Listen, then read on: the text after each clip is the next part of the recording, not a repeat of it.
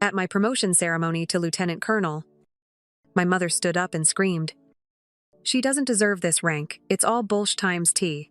The entire auditorium of 200 military personnel and families froze in complete silence. I was 3 steps away from shaking Colonel Martinez's hand when my perfect promotion day shattered. My mother, Rebecca Taylor, rose from her seat in the family section and unleashed the words I'd been dreading my entire military career. "Women shouldn't be in combat roles. The military has gone woke," she continued, her voice echoing through the ceremony hall at Fort Devens. The sea of dress uniforms turned to stare.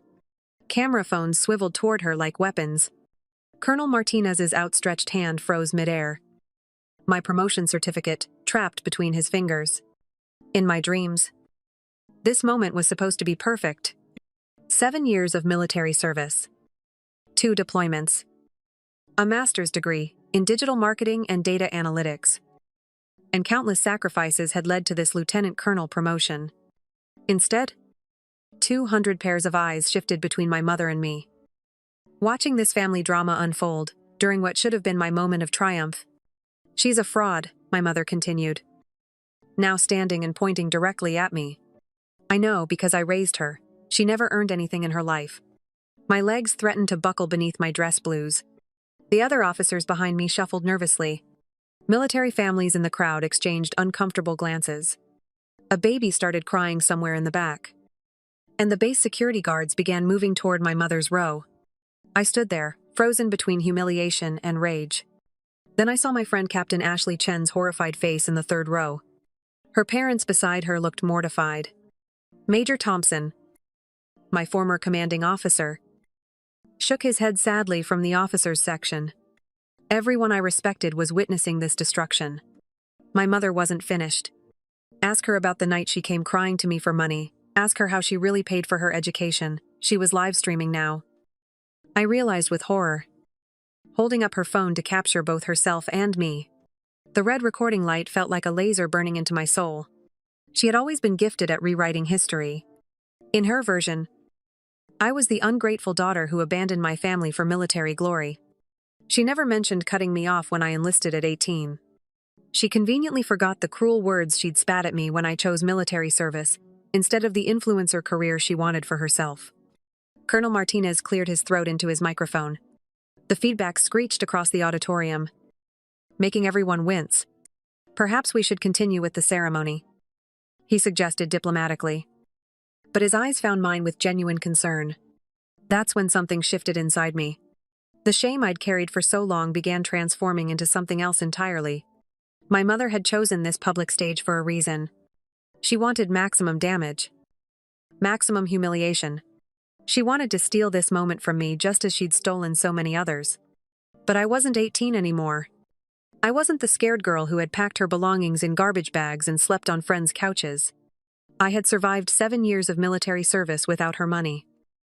Without her approval. Without her toxic presence poisoning every achievement.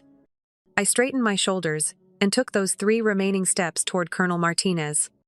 The crowd held its breath. My mother's voice rose again behind me. But I blocked out her words. I had learned to do that years ago in basic training. "Congratulations, Lieutenant Colonel Taylor," Martinez whispered as he handed me my promotion certificate. His eyes held a question I couldn't answer yet.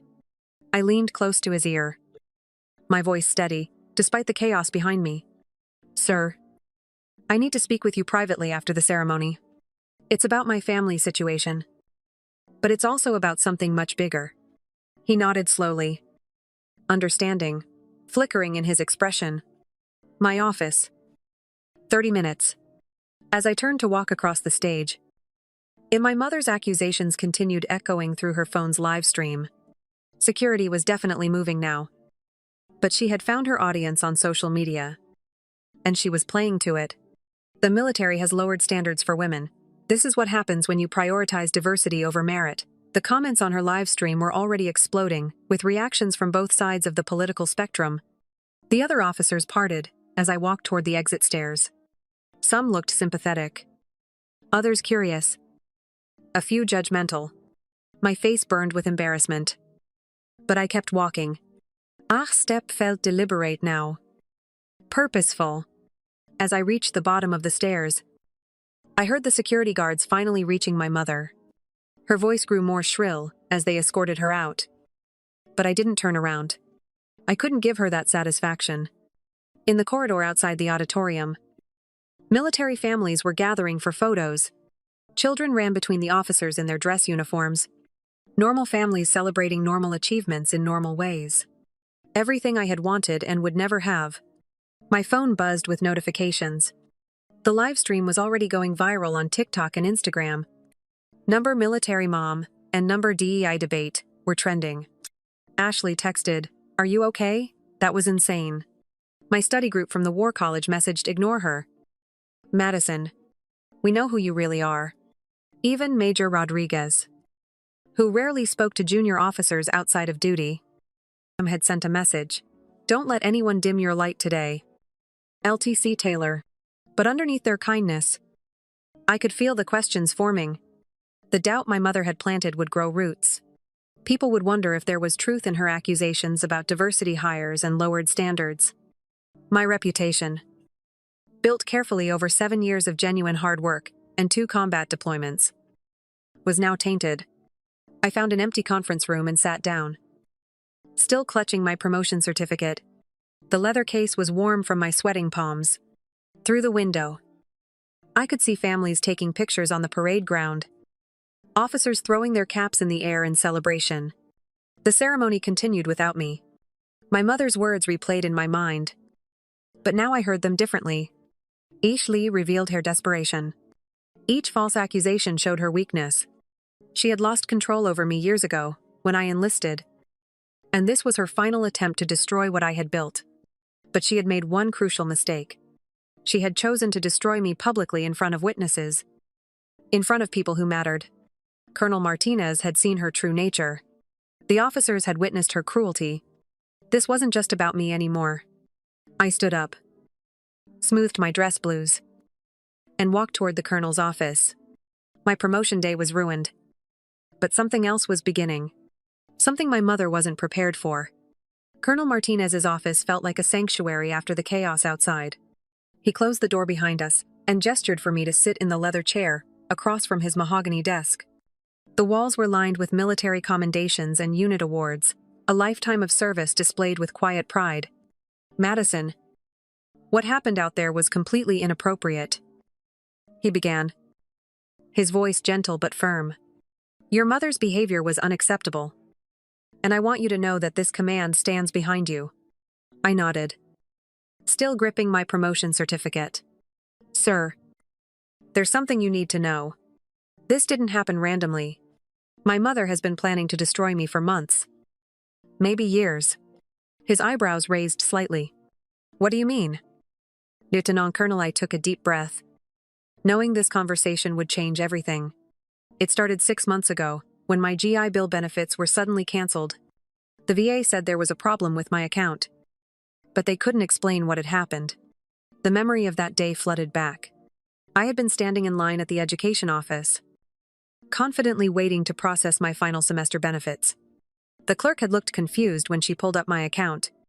"I'm sorry, Lieutenant Taylor, but it appears your GI Bill benefits have been completely exhausted. There's actually a negative balance showing fraudulent usage." I had stared at her computer screen in disbelief. My GI Bill benefits should have covered my entire master's degree with money left over. I had been careful, never taking more than necessary, even working part-time as an online tutor to cover living expenses. "That can't be right," I had told her. "Can you show me the transaction history?" What I saw made my stomach drop. Withdrawal after withdrawal, dating back to my second deployment. Large amounts transferred to online education programs I'd never heard of. My carefully managed education benefits had been systematically drained while I was overseas serving my country. I knew something was seriously wrong. I continued to Colonel Martinez. So I used my deployment savings to hire a digital forensics expert. His expression grew more serious. "That's quite a step for a junior officer to take." Jake Rodriguez specialized in cryptocurrency fraud and military financial crimes. He was expensive, but he was thorough. I remembered our first meeting in his office in downtown Boston. Jake was a former Army CID investigator, with kind eyes and calloused hands, who treated my case with the same gravity he'd given major crimes.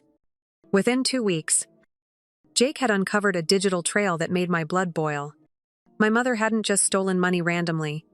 She had orchestrated a systematic theft, creating fake online education accounts and using my military credentials to access benefits. She had been intercepting my military communications for over a year. I explained to Colonel Martinez. The finance office had been sending statements to her address because she told them I was still living at home during my deployment. She had signed my name on benefit authorizations, claiming I needed the money for advanced military education. The most damaging discovery came when Jake traced the money to multiple cryptocurrency wallets. My mother had been funneling my military benefits into her personal trading accounts, using my education benefits as cover for her day trading addiction. But the worst part was the identity theft. I continued. Jake hired a digital forensics team that confirmed my mother had been using my military ID and social security number to open multiple accounts. We found evidence on her computer where she had saved screenshots of my military documents. Colonel Martinez leaned back in his chair, clearly processing the magnitude of what I was telling him. Madison, this is criminal behavior. Have you contacted the authorities? Not yet. Seer. I wanted to document everything first. I pulled out my phone and scrolled through the evidence I had been collecting. I have recordings of phone calls where she mocked me for struggling financially while she was literally stealing my military benefits. One particular conversation haunted me. My mother had called me while I was deployed in Afghanistan, right after I had picked up extra duty to earn money for textbooks. Still working yourself to death for pennies. I see, she had said, her voice dripping with false sympathy.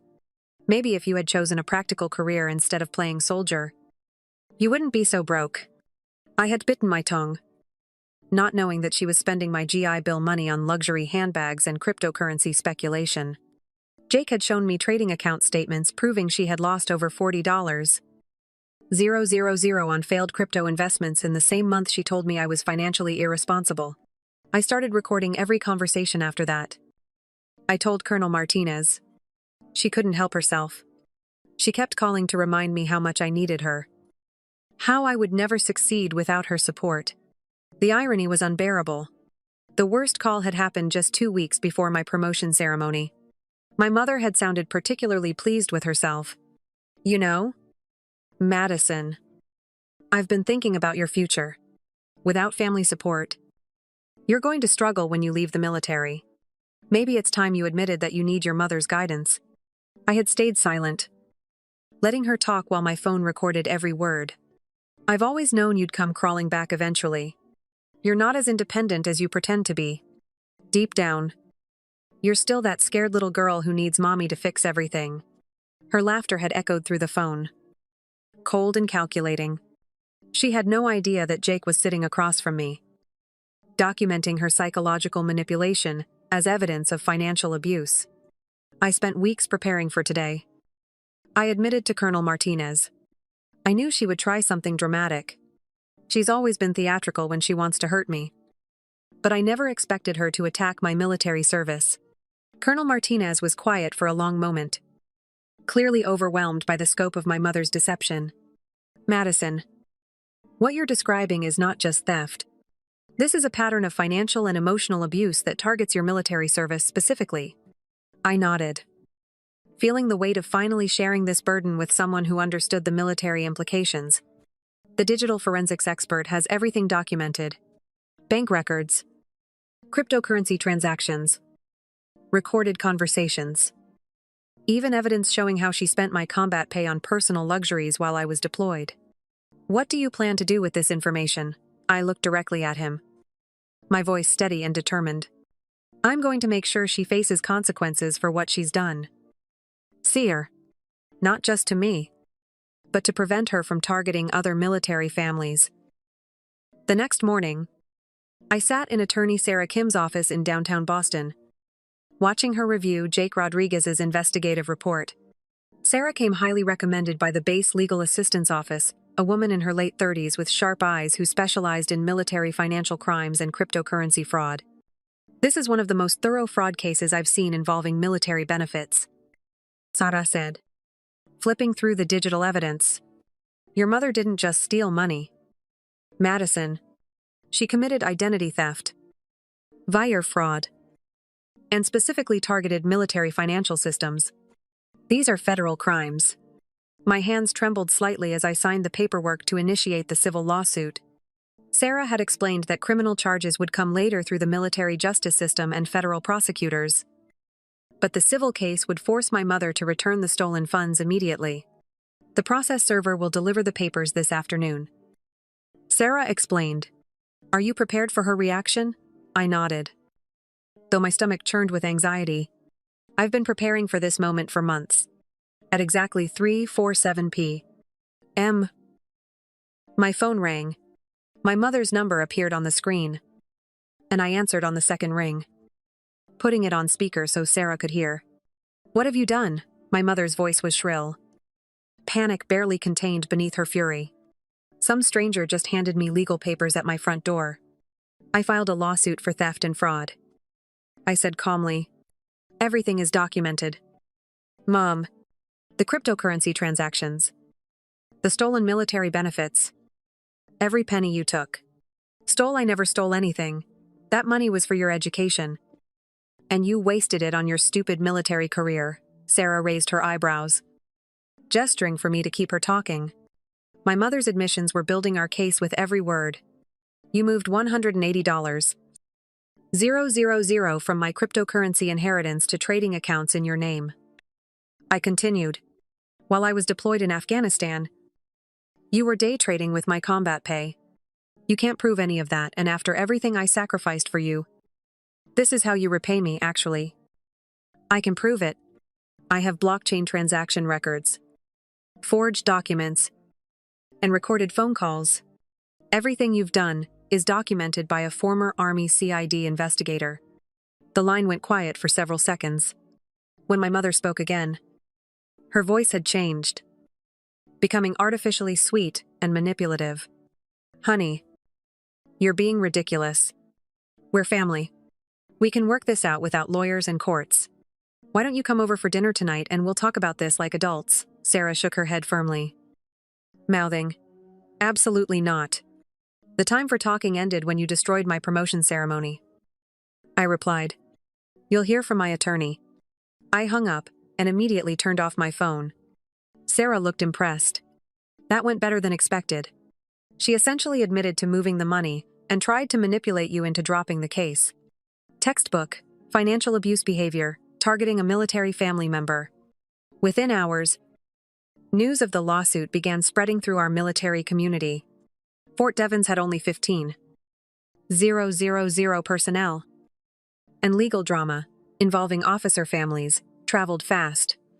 My mother had been active in the Family Readiness Group and various base volunteer organizations. Her public image was carefully cultivated over years of military spouse activities. By evening, my phone was buzzing with messages from people I hadn't spoken to in years. Some offered support. Others demanded explanations. Mrs. Patterson, our former neighbor on base housing, texted Honey. I always knew something wasn't right about your mother's finances. She bragged about expensive vacations while claiming she couldn't afford to help with your education. The most surprising message came from Jennifer Walsh, my mother's former friend from the Officers' Wives Club. Madison, I need to tell you something about your mother's trading addiction. Can we meet for coffee? The next morning, Jennifer and I sat in a corner booth at the IHOP near base, away from curious ears. Jennifer looked nervous, constantly glancing around, as if my mother might appear. She's been lying to everyone for years. Jennifer began. About 3 years ago, she started organizing cryptocurrency trading groups among military spouses. At first, it seemed harmless, just wives learning about digital investments. But then she started borrowing money from everyone. She asked me for $5. Ling ling ling. Claiming it was for a family emergency while you were deployed. She borrowed from other women in our spouse group too. None of us ever got paid back. My stomach sank as Jennifer continued revealing the scope of my mother's financial deception. She had been running what amounted to a pyramid scheme among military spouses. borrowing money from one friend to pay back another while feeding her trading addiction. Last month, she showed up at my house desperate for cash. Jennifer whispered. She claimed you were in some kind of legal trouble and needed emergency money for a military lawyer. She wanted me to write a check for $8. Ling ling ling. What did you tell her? I said no. But Madison, she seemed different, desperate, almost manic. That's when I started wondering where all her money was really coming from. That afternoon, Sarah called with an update. The court has scheduled a preliminary hearing for next week. Your mother hired Richard Blackwood from a high-end Boston firm. He's expensive. Which is interesting, considering she claims financial hardship. She's probably using my stolen military benefits to pay for her defense lawyer. I said bitterly. That's actually good for our case. We can trace those payments too. On the morning of the hearing, I arrived at the federal courthouse in Boston, wearing my dress blue uniform. Sarah had suggested it would reinforce my credibility as a military officer. The building was imposing, with marble floors that echoed our footsteps. My mother sat across the aisle with her attorney, wearing a conservative navy dress and looking like the perfect picture of a respectable military spouse. She wouldn't make eye contact with me. Instead, whispering urgently to Mr. Blackwood. Judge Patricia Reeves entered the courtroom, and everyone stood. She was a woman in her 60s, with gray hair pulled back severely and intelligent eyes that seemed to see everything. This is a preliminary hearing for the case of Taylor versus Taylor, she announced. Miss Kim, please present your client's claims. Sarah stood confidently, her voice clear and professional. Your Honor, we're seeking damages for systematic financial fraud committed by the defendant against her own daughter, a United States Army officer. Over a period of 3 years, the defendant forged signatures, intercepted military communications, and transferred approximately $180,000 from cryptocurrency accounts and military benefits to personal trading accounts. My mother's lawyer stood to respond. Your Honor, this is simply a family financial dispute being blown out of proportion by a vindictive daughter. Mrs. Taylor acted as a concerned parent, managing her child's finances during military deployment. Judge Reeves looked directly at my mother. Mrs. Taylor, did you have legal authority to access your daughter's military benefits and cryptocurrency accounts after she turned 18? My mother's voice cracked as she replied. I was protecting her interests. Your Honor, she was irresponsible with money while deployed. That's not what I asked. Did you have legal authority to move funds from accounts in her name to trading accounts in your name? The silence stretched uncomfortably long. My mother's face flushed red as she realized her mistake. Mrs. Taylor, I'm ordering a complete forensic audit of all financial transactions involved in this case, including military benefit fraud. We will reconvene in 30 days with a full accounting. As we left the courthouse, I noticed my phone had 17 missed calls from military family members. The news of the forensic audit had apparently traveled fast through our base community network. The first voicemail was from Aunt Patricia, my mother's younger sister who lived near Fort Knox. Madison. Honey, we need to talk. There are things about your mother, you don't know, things that happened years ago with military families. Please call me back. I dialed her number from Sarah's office while we waited for copies of the court documents.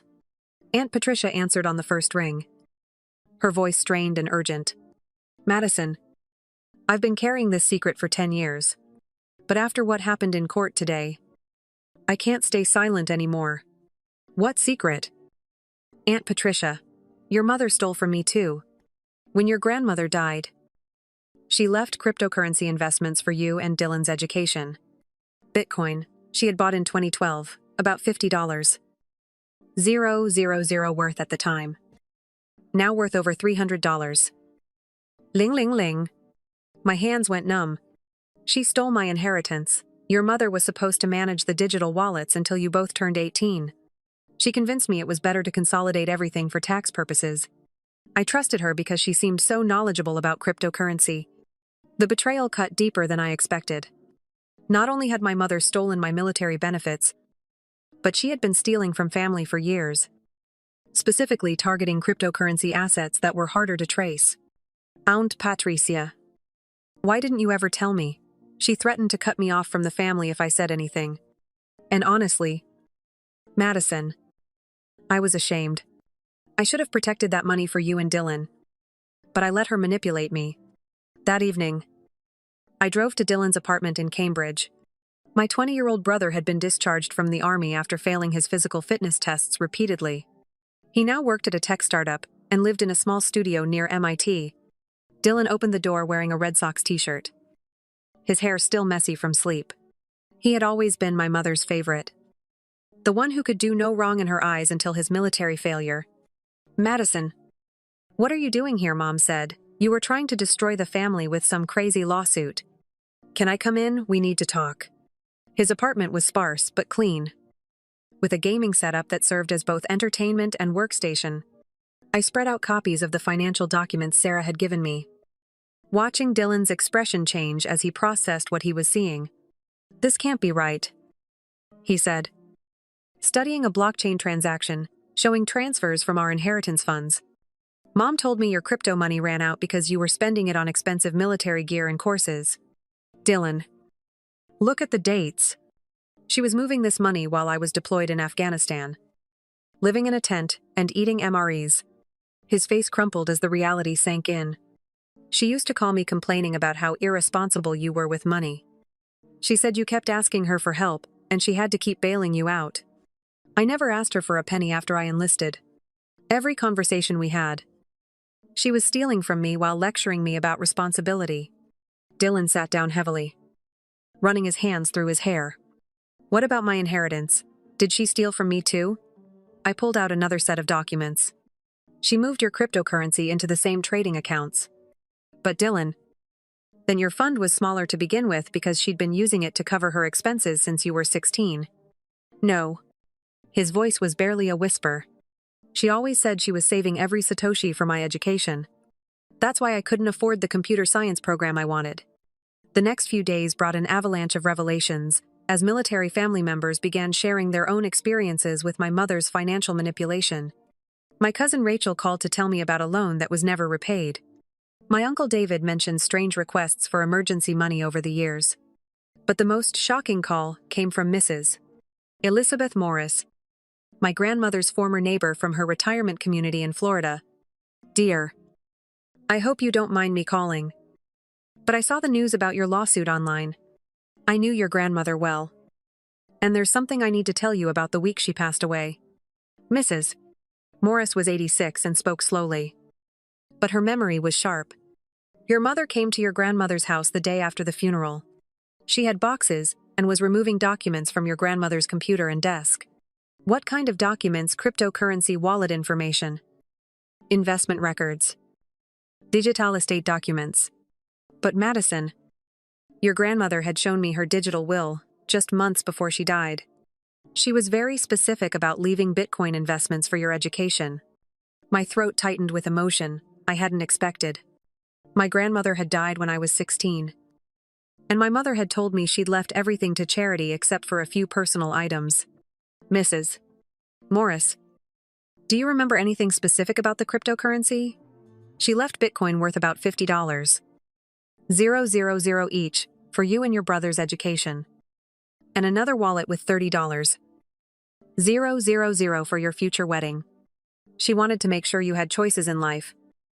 Dear, she was very concerned about your mother's controlling behavior even then.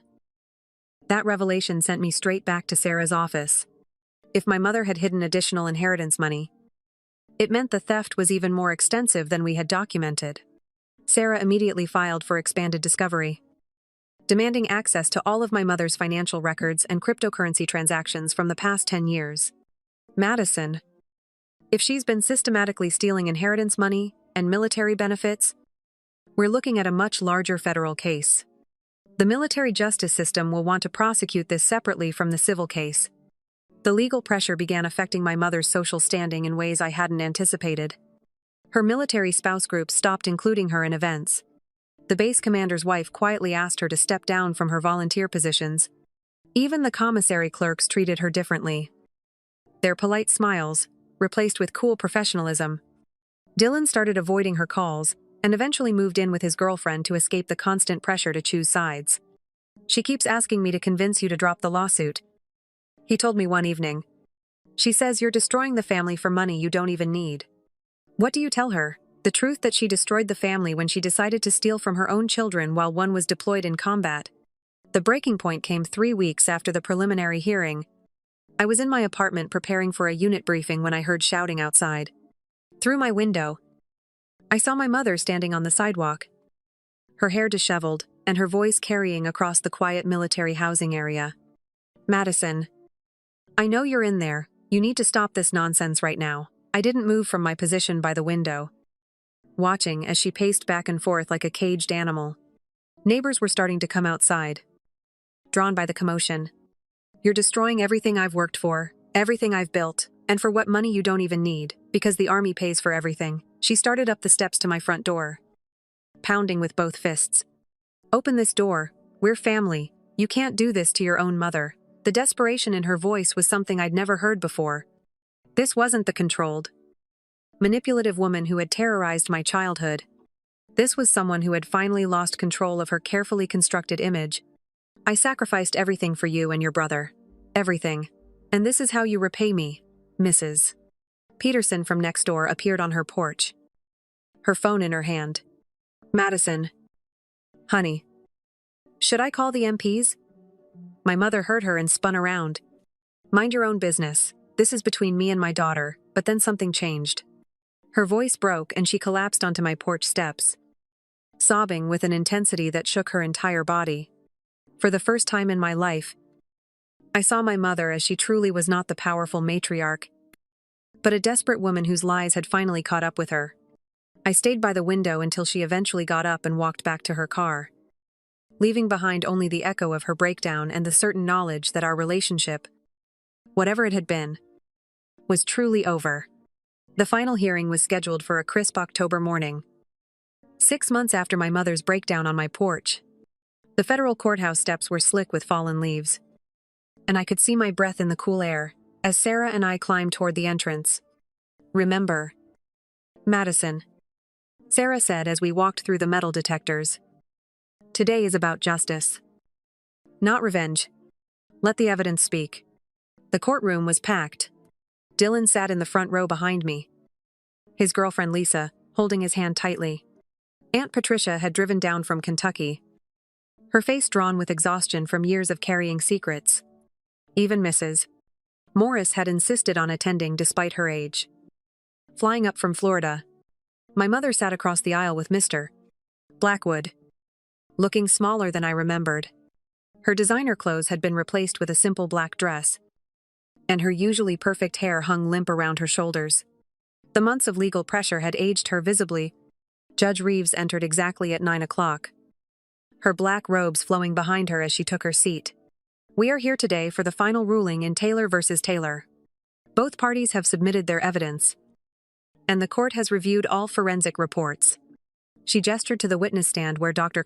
Patricia Hammond, the digital forensics expert, sat with a folder full of evidence.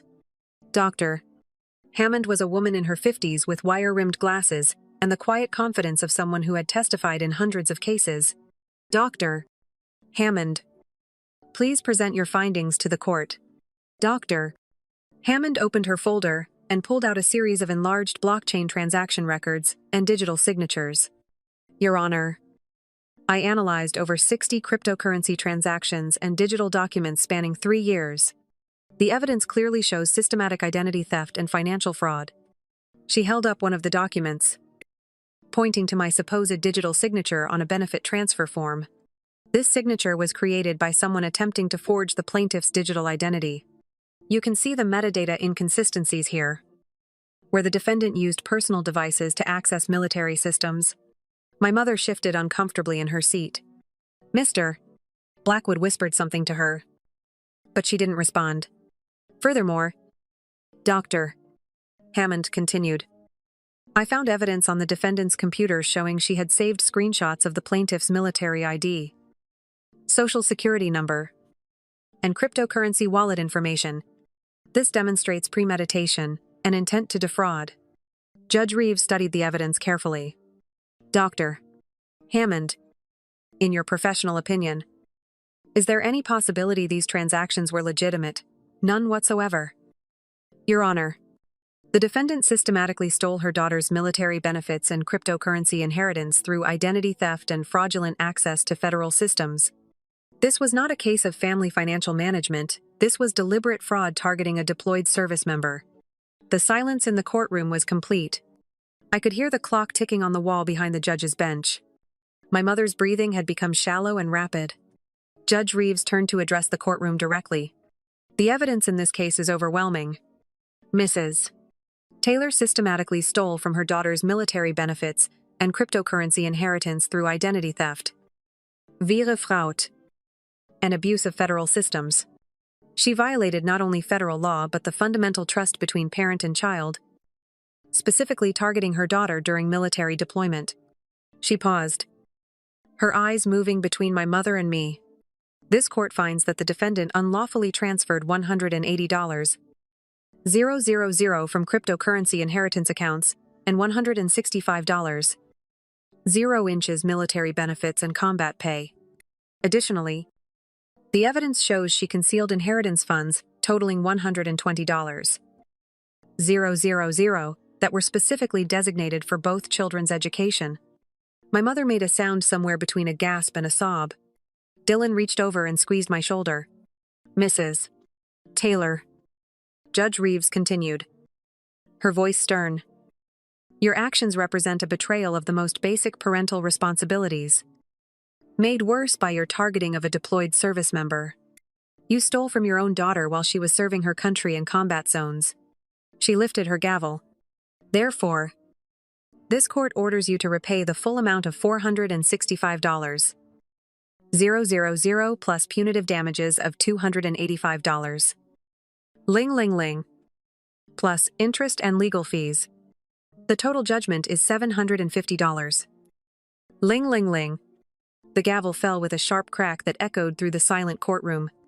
My mother's composure finally shattered completely.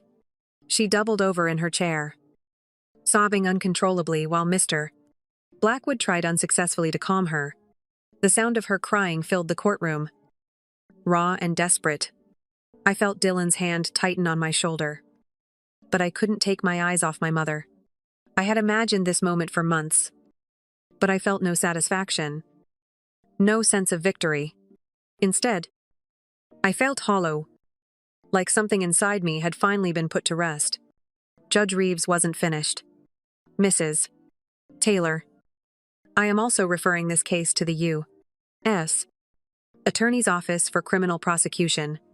The systematic nature of your fraud, particularly targeting military benefits and federal systems, warrants federal criminal charges. As court officers began the process of serving the judgment papers, reporters who had learned about the case crowded near the doors. The story had gained national attention due to the military angle and cryptocurrency fraud. Sarah quickly guided me toward a side exit, but I could hear their voices calling out questions. Lieutenant Colonel Taylor, how do you feel about the verdict? Will you be pursuing criminal charges? What's your relationship with your mother? Now I kept walking, saying nothing. This wasn't about publicity or revenge. It was about justice for the scared 18-year-old girl who had been thrown out of her home and told she was worthless. And for every other military family member who might be targeted by financial predators. That evening, I sat in my small apartment with a certified check for the first payment from my mother's liquidated assets. Mr. Blackwood had explained that she would need to sell her house, her car, and cash out her remaining investments to meet the judgment. She would be left with almost nothing. The check felt surreal in my hands, more money than I had ever imagined. Obtained through the destruction of the woman who had given birth to me. Dylan sat across from me, equally stunned by the day's events. She's going to have to sell everything, he said quietly. The house we grew up in, her car, everything. I know. Do you think we did the right thing? I looked at my younger brother. This man who had stood by me even when it meant losing the only parent he had left. Dylan. She stole our futures. She stole our grandmother's love for us. She would have kept stealing until there was nothing left. He nodded. But I could see the pain in his eyes. Winning in court didn't erase the fact that we were now orphans by choice. Cut off from the only family we had known. Sarah called later that evening to discuss the criminal referral. Madison, the U.S. attorney, is very interested in this case. Your mother's pattern of financial abuse targeting military families could result in significant federal prison time. How long? With the identity theft charges, wire fraud, and the systematic targeting of military benefits, she could face 8 to 15 years in federal prison. I closed my eyes, trying to process the magnitude of what was happening. My mother, who had once seemed so powerful and controlling, was about to lose everything. Her money, her house, her freedom, her reputation, all destroyed by her own greed and cruelty. Sarah, what happens now? Now we wait for the criminal proceedings to begin.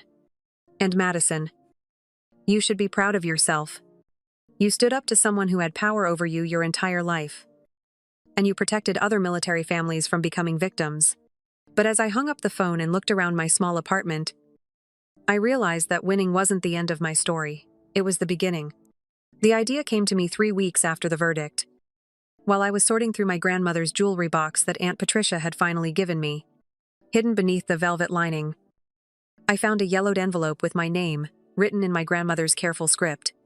Inside was a letter dated just months before her death, along with a small USB drive. My dearest Madison, if you're reading this, it means your mother never gave you the inheritance I left for your education. On this drive, you'll find the wallet keys to Bitcoin I purchased in 2012, not just for you and Dylan, but for a larger purpose. I've watched too many military families struggle with financial predators. Use these resources to help other young service members who need a chance. You have more strength than you know. And I believe you'll build something beautiful from whatever pain you've endured. All my love. Grandma Helen. My hands trembled as I folded the letter, even from beyond the grave. My grandmother was guiding me toward something bigger than my own pain. The USB drive contained wallet information for Bitcoin worth over $400. 000 at current prices, money my mother never knew existed. My grandmother had been more tech-savvy than anyone realized. That same afternoon, I called Sarah to discuss establishing a foundation. I want to create a scholarship and support fund for military family members who've been victims of financial abuse. I told her, young service members who are trying to build futures without family support, or who've been targeted by financial predators. Sarah smiled, the first genuine smile I'd seen from her in months of legal battles. Madison, that's beautiful. What do you want to call it? The Helen Taylor Foundation for Military Financial Security.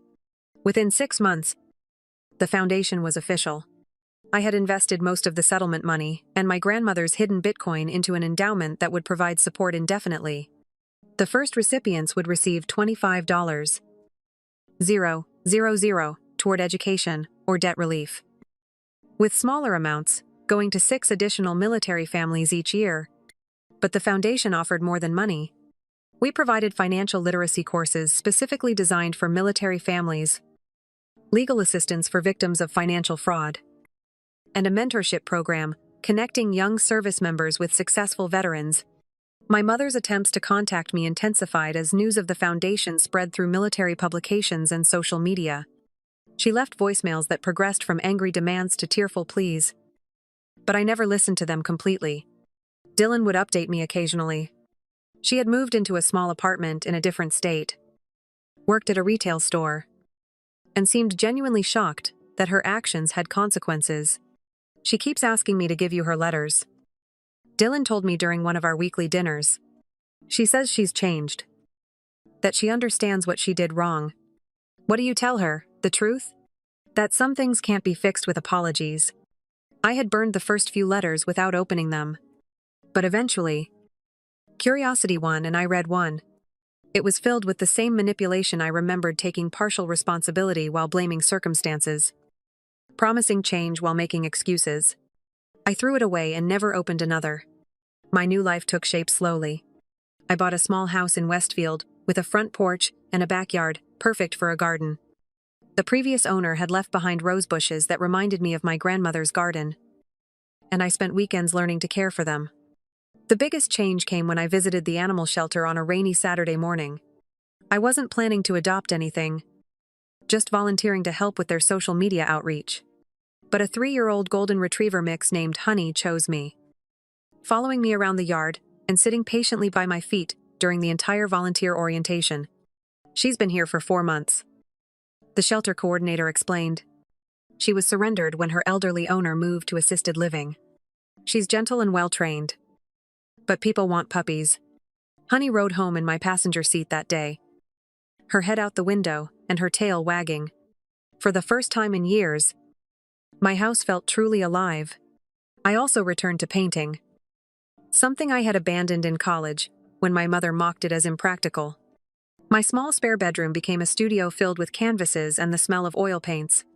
I painted landscapes, mostly peaceful scenes that had nothing to do with courtrooms or family drama.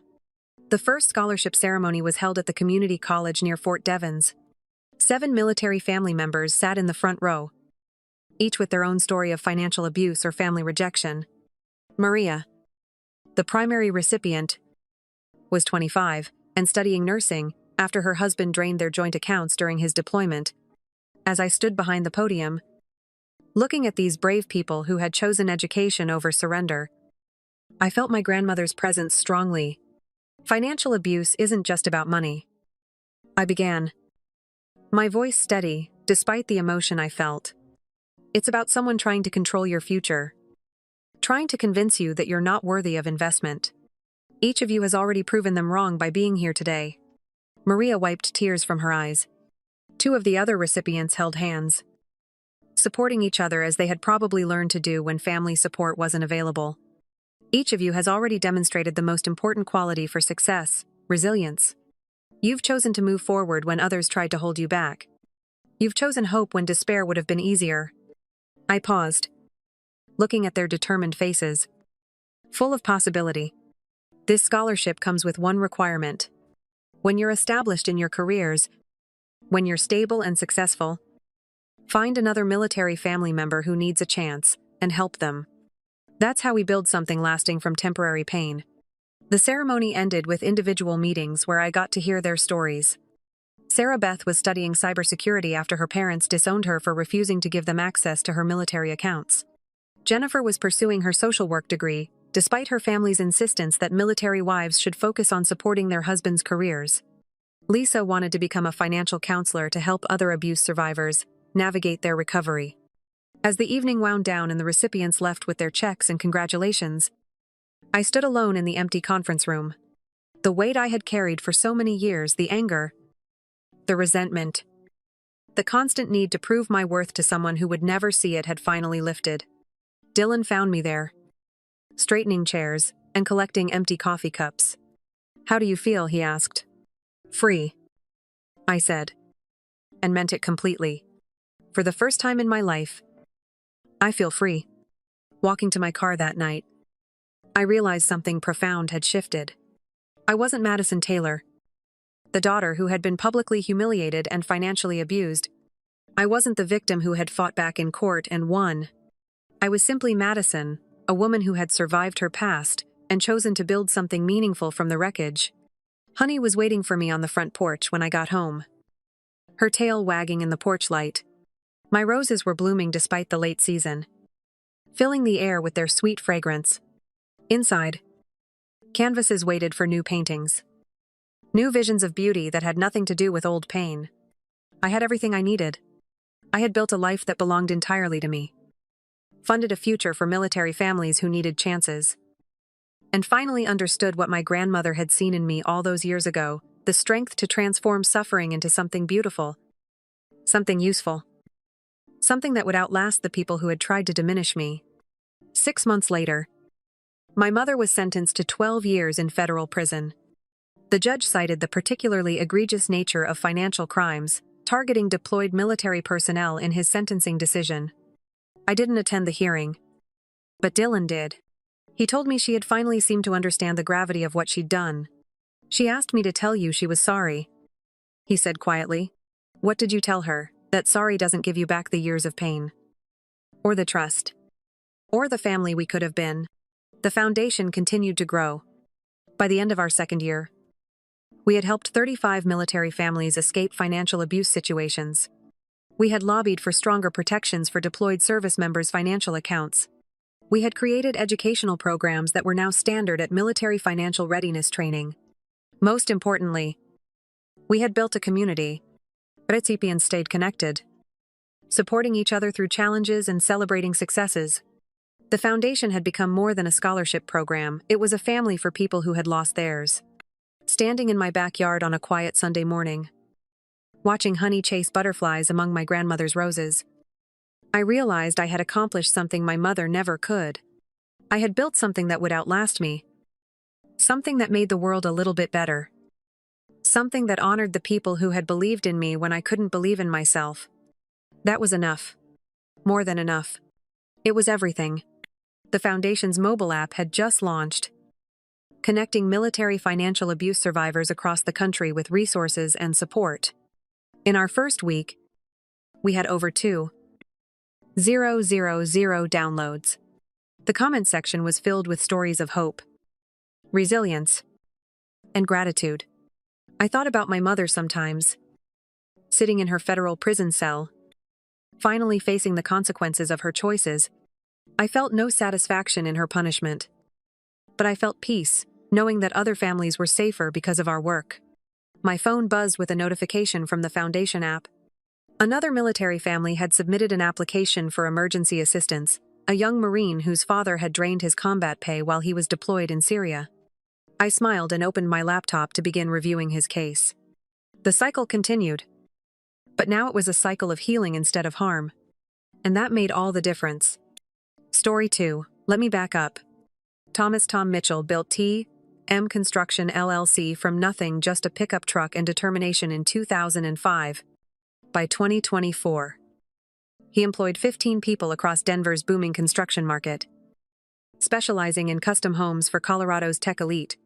The American dream incarnate, a blue-collar guy from Nebraska who made it big. Dad died on a Friday, in March 2024. Massive heart attack at the Riverside Heights project, luxury condos for Amazon executives. At 57, Tom Mitchell was supposed to retire to that cabin in Estes Park. I'm supposed to walk me down the aisle someday. The foreman found him collapsed next to a stack of lumber, his tool belt still around his waist. But the call came from Karen, not the job site or hospital. I was at Digital Edge Marketing, reviewing social media campaigns for Colorado ski resorts, when my phone buzzed with her number. "Sarah, you need to sit down," she said. And I could hear Charlie in the background, asking if the brat would finally move out now. "Your father had a heart attack this morning. He's gone." Gone. Such a simple word for something so catastrophic. But what struck me most was how quickly Karen moved past grief into logistics. "I know this is hard, but we need to be practical," she said. Tom left very specific instructions about how he wanted things handled. That should have been my first red flag. Dad wasn't the type for detailed instructions.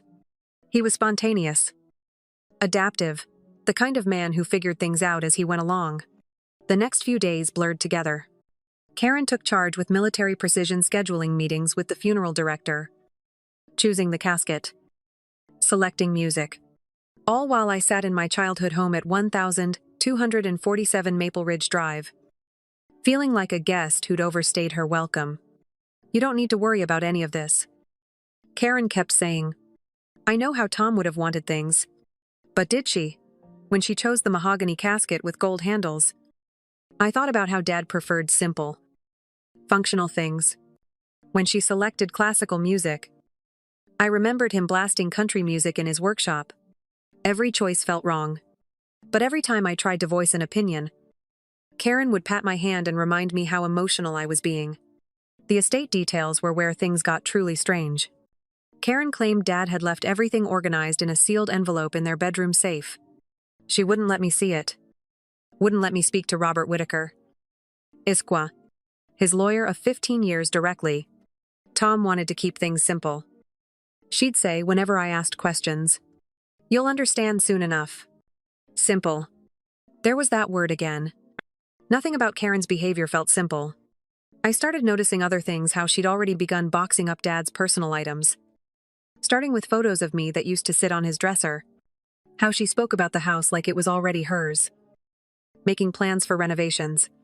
How Charlie, 22 years old, had suddenly become so comfortable in what had been my father's domain. Charlie had moved into Dad's house 6 years ago when Karen married my father. But he'd always maintained respectful distance. Dad had tried to connect with him, teaching him to use tools. Inviting him to job sites. Treating him like the son he'd never had. But Charlie had always seemed more interested in his PlayStation and his friends than building any real relationship with Tom.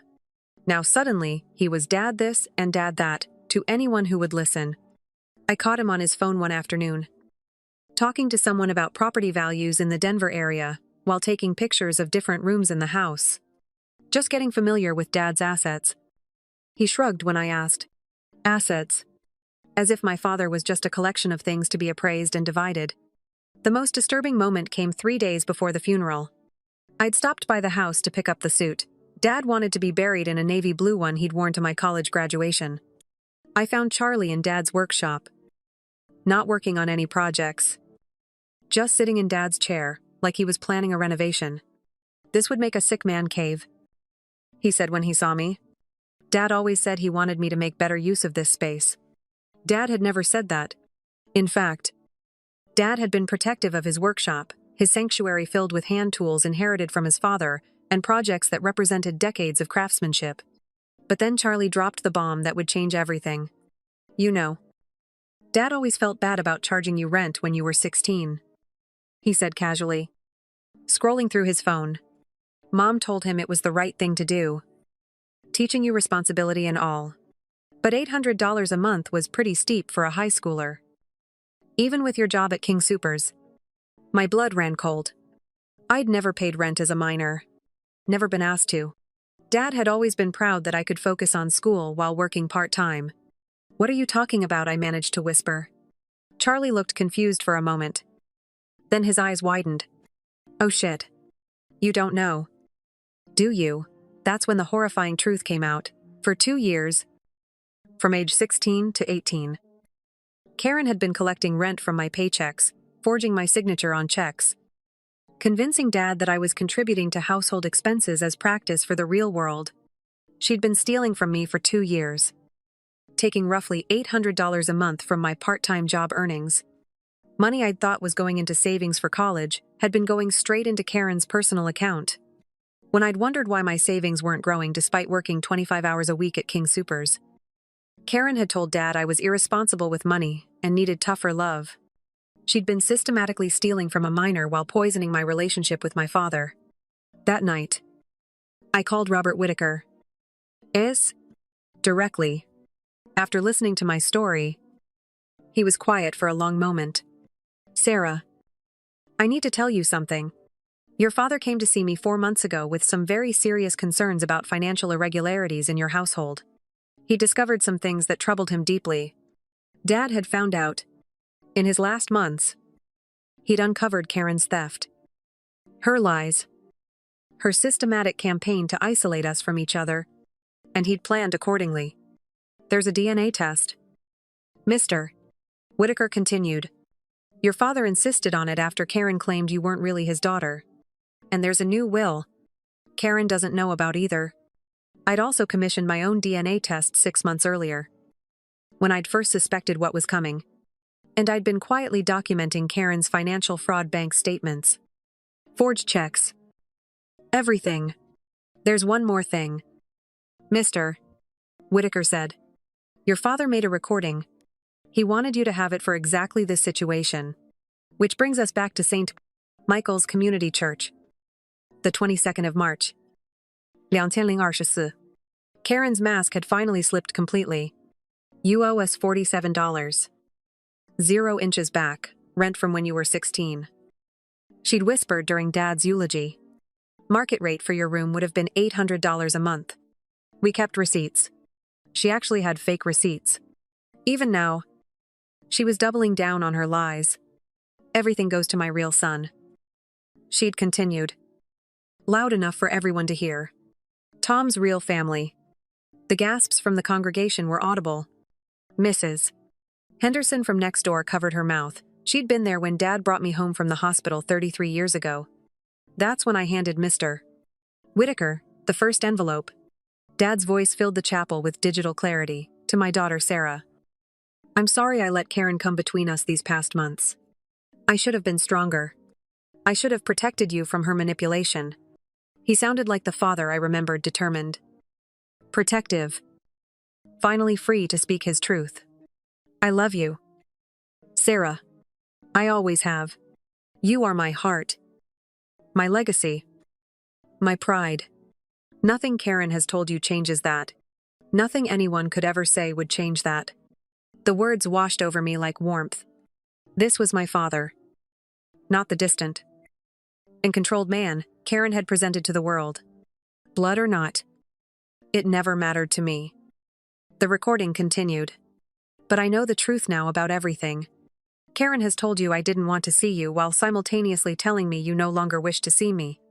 This systematic campaign of lies has cost me precious time with the most important person in my life. Karen was backing away from the speakers now, her face cycling through shock, anger, and terror. She also stole from you, Sarah. For 2 years. She forged your signature on checks, taking your part-time job earnings while telling me you were contributing to rent. She stole $19. $200 from my 16-year-old daughter while poisoning our relationship with lies. The collective gasp from the congregation was like a physical force. Several people actually stood up in their pews. I won't let her win. Sarah. Not anymore. When the recording ended, I handed Mr. Whitaker the second envelope, the DNA test results. These are DNA paternity test results from Gene Tech Laboratories, he announced. 2 separate tests, both processed through an accredited facility recognized by the American Association of Blood Banks. The congregation leaned forward. The first test compares DNA samples from Sarah Mitchell and Thomas Mitchell. The probability of paternity is 99. 97%. Sarah Mitchell is definitively the biological daughter of Thomas Mitchell. Relief and vindication washed over me as people nodded and whispered. Of course she is. The second test compares DNA samples from Charles Phillips and Thomas Mitchell.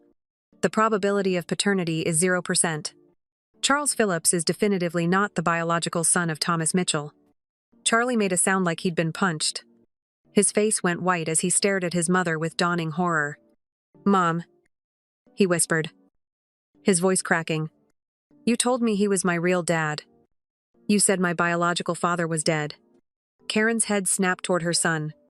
For a moment, I saw something flicker across her face that might have been genuine emotion.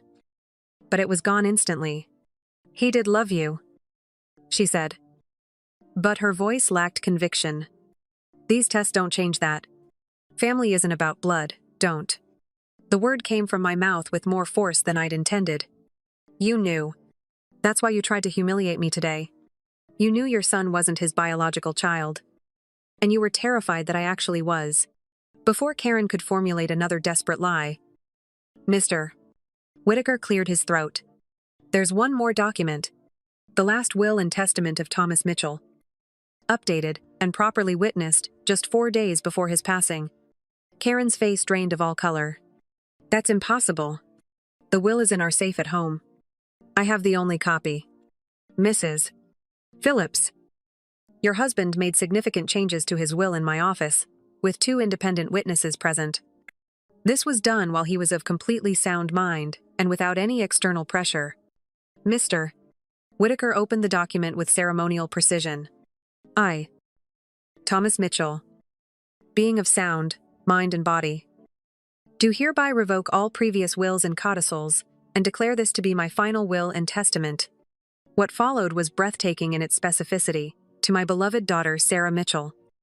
I leave everything I have built in this life, the family home at 1247 Maple Ridge Drive, T.M. Construction LLC, including all equipment, ongoing contracts, and business relationships valued at approximately $2.8 million, all bank accounts, investment portfolios, life insurance policies, and retirement funds totaling $4 million. The numbers hit the congregation like a physical force. Dad had been worth nearly $5 million, money he'd saved while living modestly, building security for my future. Additionally, all personal property, tools, vehicles, and sentimental items, including the collection of vintage hand tools inherited from my father. But it was what came next that revealed the depth of Dad's understanding to Karen Phillips and her son Charles Phillips. I leave nothing. They have actively and systematically worked to damage my relationship with my daughter through deception and manipulation. They stole money from my minor child while poisoning our relationship with lies. They are not my family, and they have no claim to what I have built. The chapel erupted in gasps and conversation as people processed the devastating pronouncement. Furthermore, Mr. Whitaker continued, his voice growing stronger, I have discovered that Karen Phillips has spent months telling my daughter that I no longer love her, while simultaneously telling me that Sarah no longer wishes to see me. She also systematically stole $19.200 from Sarah's part-time job, earnings between ages 16-18, forging her signature while claiming Sarah was paying rent. This financial elder abuse and systematic alienation has cost me precious time with the most important person in my life. I will not allow it to cost Sarah her rightful inheritance as well. Karen's composure shattered completely. She lunged toward Mr. Whitaker. Her movements disparity. Those documents are fake. She manipulated a dying man Tom would never, but her path was blocked by Pete Garrison and 3 other men from Dad's construction crew. These were men who'd worked with Dad for years, who knew his character. Ma'am, I think you need to sit down, Pete said quietly. You've dishonored Tom's memory enough for one day. Charlie, meanwhile, had sunk into a pew, his head in his hands. The confident young man who'd spoken about inheritance was gone, replaced by someone whose entire identity had just been shattered. Stop. Mom, he said quietly through tears. Just stop. Please. But Karen wasn't finished. This isn't over. Sarah, she screamed. I'll contest this. I'll prove you manipulated him. Tom wasn't thinking clearly. His heart condition affected his judgment. Pete and his companions didn't need to say another word. They simply positioned themselves on either side of Karen and began walking toward the chapel's exit. As they reached the doors, Karen turned back one last time. This isn't over. I'll prove those documents are fake, but her threats rang hollow as the doors closed behind her. Within days of the funeral, Karen's desperate legal challenges began and ended almost as quickly. She hired Larry Briggs, a lawyer whose advertisements ran during daytime television, the kind who promised aggressive representation but delivered mostly empty threats. Mr.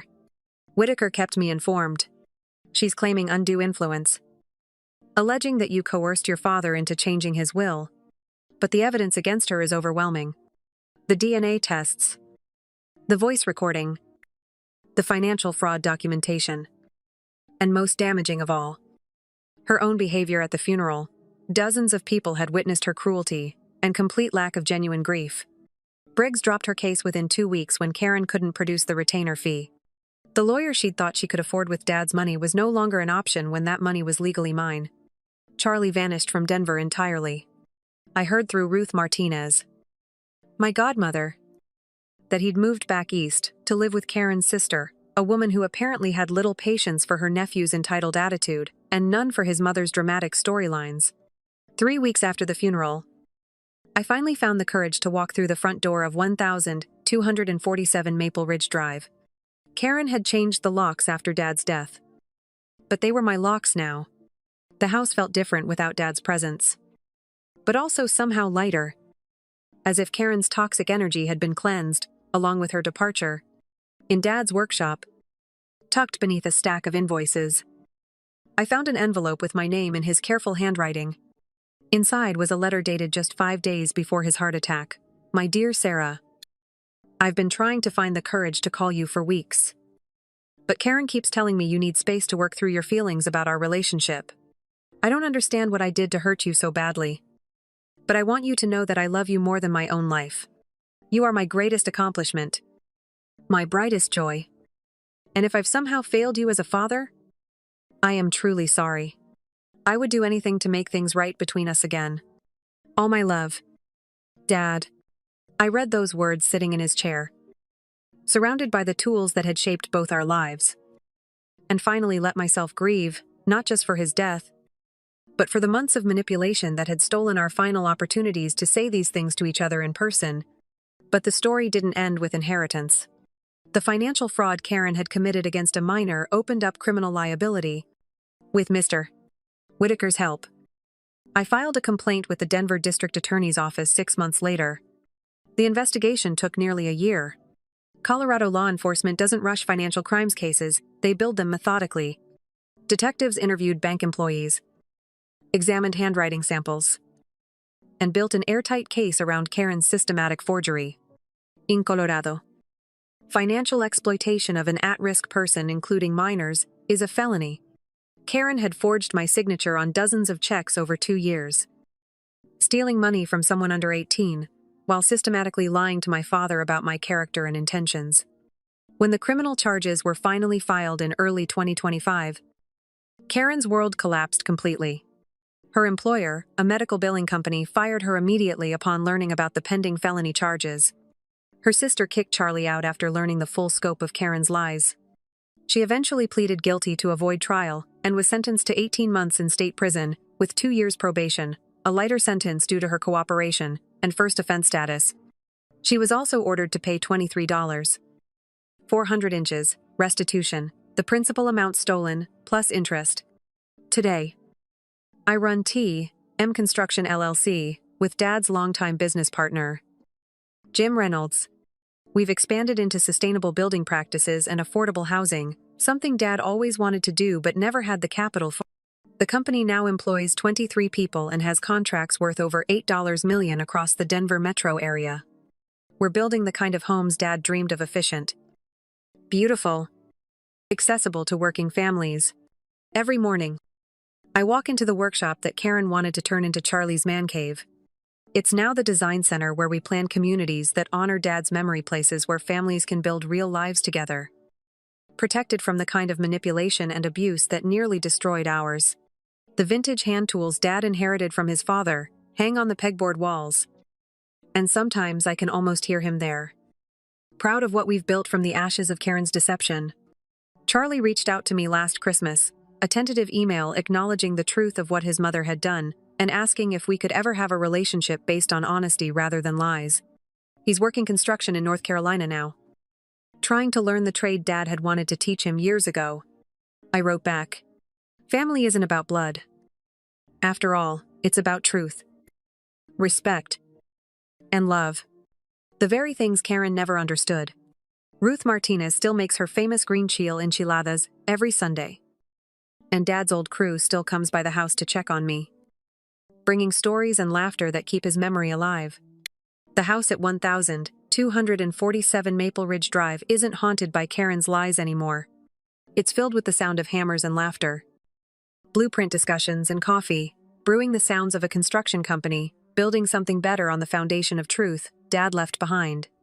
And sometimes, late at night in his workshop, I swear I can still hear him humming along to the country music that Karen tried so hard to silence. The envelope I handed the lawyer that day contained more than just evidence, it contained the truth that set us all free. Even Charlie.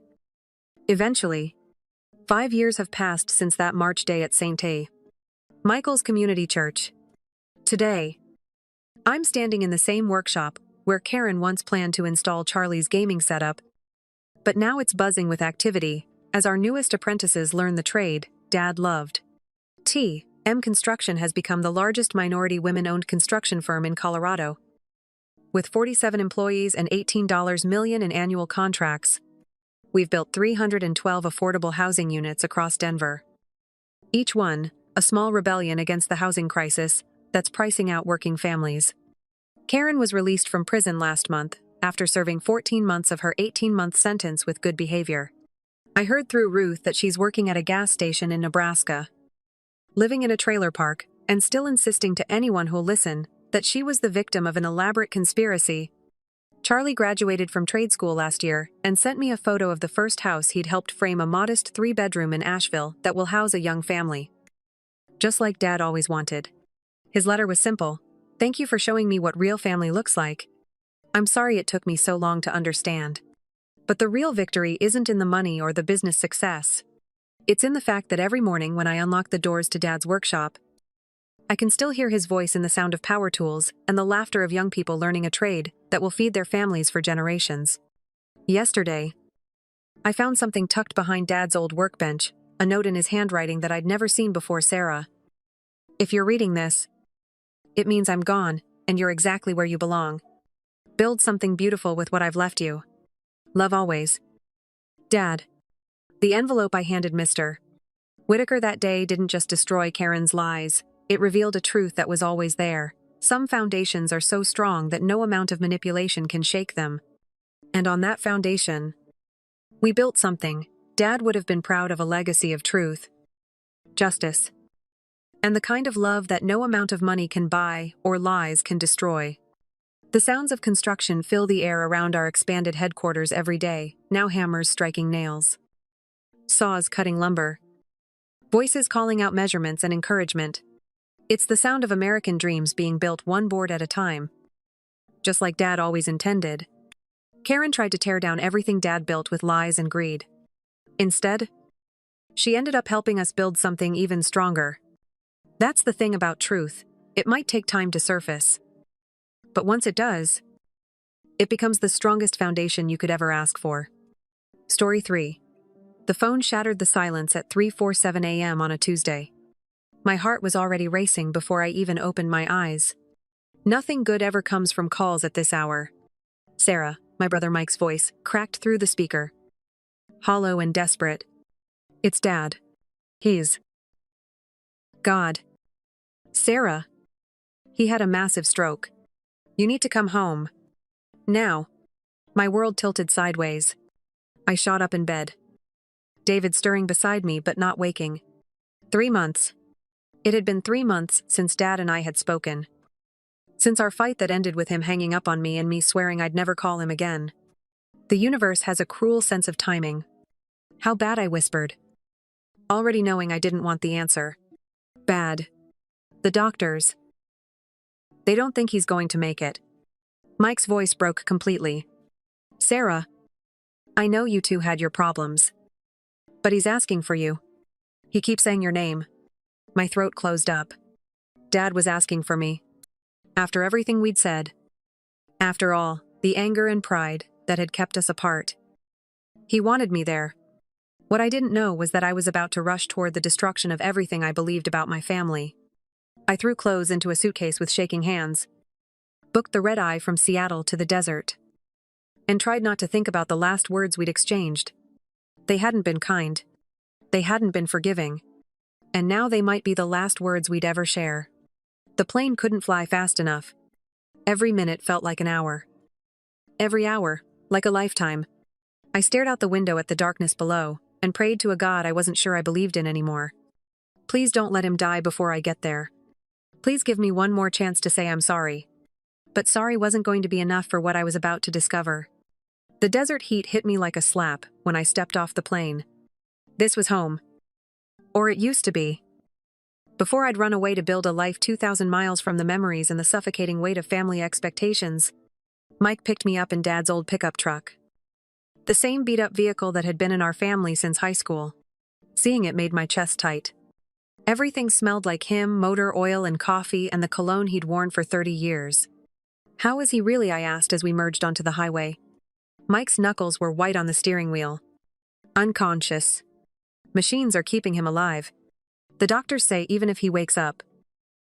He couldn't finish the sentence. The hospital smelled like disinfectant and despair. Dad looked so small in that ICU bed. Connected to more machines than I could count. Nothing like the towering figure who'd dominated my childhood. His face was gray. His breathing mechanical. I took his hand. It was cold. I'm here. Dad. I whispered. I'm sorry. I'm so sorry. If I'd known what secrets were waiting for me, I might have run right back to Seattle. Mom arrived that evening, a whirlwind of tears and perfume. She hugged me like nothing had changed. Like I hadn't missed 2 family Christmases. Like we were still the happy family we pretended to be. "Oh, honey," she whispered into my hair. "I'm so glad you're here. He's been waiting for you." My younger siblings, Tommy and Lisa, showed up the next day with their families. Suddenly the hospital waiting room was chaos, crying children, hushed adult conversations, and the complicated dance of a family that had been fractured for longer than anyone wanted to admit. But something felt wrong. Off. Little glances between Mom and my siblings. Conversations that stopped when I walked into the room. A tension that had nothing to do with Dad's condition. "Sarah." Lisa pulled me aside after dinner. "There's something we need to tell you about Dad's house." My blood went cold. "What about it?" "Mike went to get some of his things. And..." She bit her lip. "There are papers, documents, things that don't make sense." I should have known then that our family's foundation was built on lies. What kind of papers? Bank statements? Investment accounts? "Sarah, where did Dad get almost $1 million?" The room started spinning. "My father. To a retired mechanic who'd worked at the same garage for 35 years. Had $1 million. That's impossible." That's what we thought too. But there's more. So much more. Lisa's eyes were red from crying. "You need to see for yourself." What I would find in Dad's house would shatter everything I thought I knew about my life. The next morning, I drove to Dad's house with hands that wouldn't stop shaking. The place looked exactly the same. Same furniture. Same family photos. Same sense that nothing ever changed in this house where I'd grown up. But everything was about to change. I went straight to his home office. A room that had always been his private sanctuary. As kids, we'd been forbidden from entering without permission. Now I understood why. His desk was covered with papers, bank statements, property deeds, business documents. My father wasn't just a mechanic. He was a businessman, a property owner, an investor. He'd built a small empire while living like he was barely getting by. The first bank statement made my knees buckle. $847. Ling ling ling. But that wasn't the most shocking discovery. At the bottom of a manila folder, I found adoption papers. My adoption papers. Papers I'd never known existed. According to the documents, I'd been adopted when I was 6 months old. My biological mother was listed as Jane Sullivan. Age 17. Father unknown. I sank into Dad's chair. The papers scattered around me like pieces of my shattered identity. Everything I'd believed about myself, about my family, about my place in the world, was a lie. But the revelation that would destroy me was still waiting in Dad's bedroom safe. I found the letter addressed to me, dated just 2 weeks ago. Hidden behind other documents. "Sarah, if you're reading this, something has happened to me. I know we haven't been talking, and I know you're angry, but there are things you need to know. Things I should have told you years ago. Check the safe behind the painting in my bedroom. The combination is your birthday. Everything you need to know is in there. I love you. Quito. I always have. My birthday worked on the first try. Inside the safe were more property deeds, more business documents, and then, at the bottom, a manila envelope marked, 'The truth about Sarah.'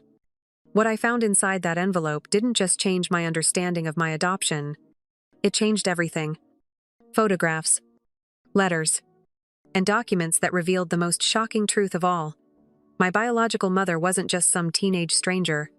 Jane Sullivan was my mother's younger sister. Mom wasn't just my adoptive mother.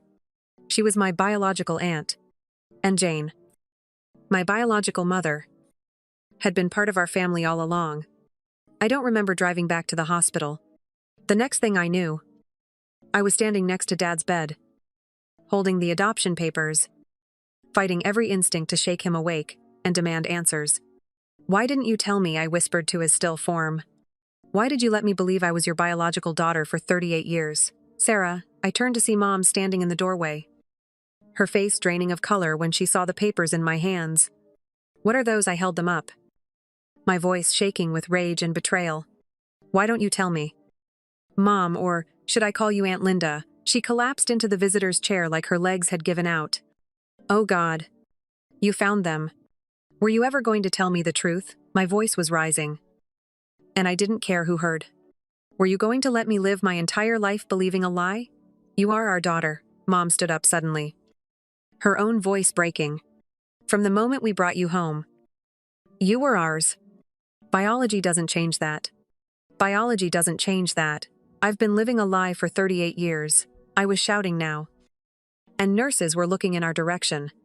Where is she? Where is Jane? Mom's face crumpled completely. Denver. She lives in Denver. She's a teacher. She's married. Has 2 kids. Does she know about me? We've sent her pictures over the years. Christmas cards. School photos. Newspaper clippings when you won awards. She knows you graduated college. Knows about your job. I knows you married David. The betrayal hit me like a physical blow. She knows everything about my life. And I don't even know she exists. We thought it was better. Better for who I was screaming now. And hospital security was walking toward us. Better for you because you didn't have to deal with the complications. Better for her because she could pretend she never had a daughter. It sure as hell wasn't better for me. That's when my siblings rushed in. Faces pale with shock. That's when I told them everything: the money, the properties, the businesses, the adoption. Jane Sullivan. I watched their faces change as they realized that everything they'd thought they knew about our family was wrong. Wait, Lisa said, her voice small and confused. If Sarah's adopted, does that mean she's not really our sister? The question hung in the air like poison. But the biggest shock was still coming. That night, alone in my hotel room, I made the call that would change my life forever. Directory assistants gave me 3 Jane Sullivans in Denver. The third one answered on the second ring. Hello, is this Jane Sullivan? The Jane Sullivan who gave birth to a daughter in 1985. The silence lasted so long, I thought she'd hung up. Sarah. Her voice was barely a whisper. Yes. Oh my God. Oh my God. Is everything okay? Did something happen to Linda and Jim? She knew my parents by name. She'd been watching my life from a distance for 38 years. Dad had a stroke. He's dying. I found papers. And Mom told me about you. Jane started crying quiet. Heartbroken sobs that shattered what was left of my composure. I've wanted to call you so many times, she said through her tears. Every birthday. Every Christmas. Every major milestone. I've picked up the phone 100 times and never had the courage. Why didn't you? Because I was 17 and scared. And I made a choice to give you a better life than I could provide. And then years went by. And I thought you probably hated me for abandoning you. We talked for 4 hours. She told me about her life finishing high school while pregnant. Going to college. Becoming a teacher.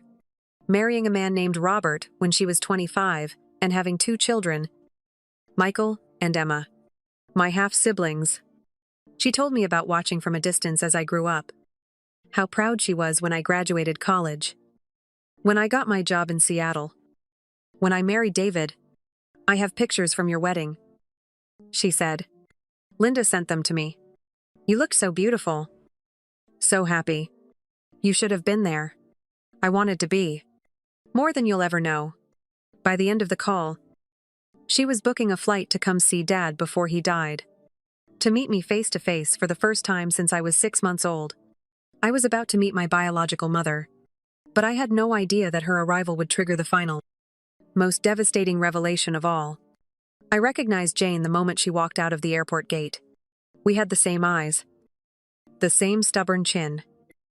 The same way of walking. Looking at her was like looking into a mirror of my own future. She saw me and stopped, her hand flying to her mouth. We stood there staring at each other for a long moment before she approached slowly. Like she was afraid I might disappear.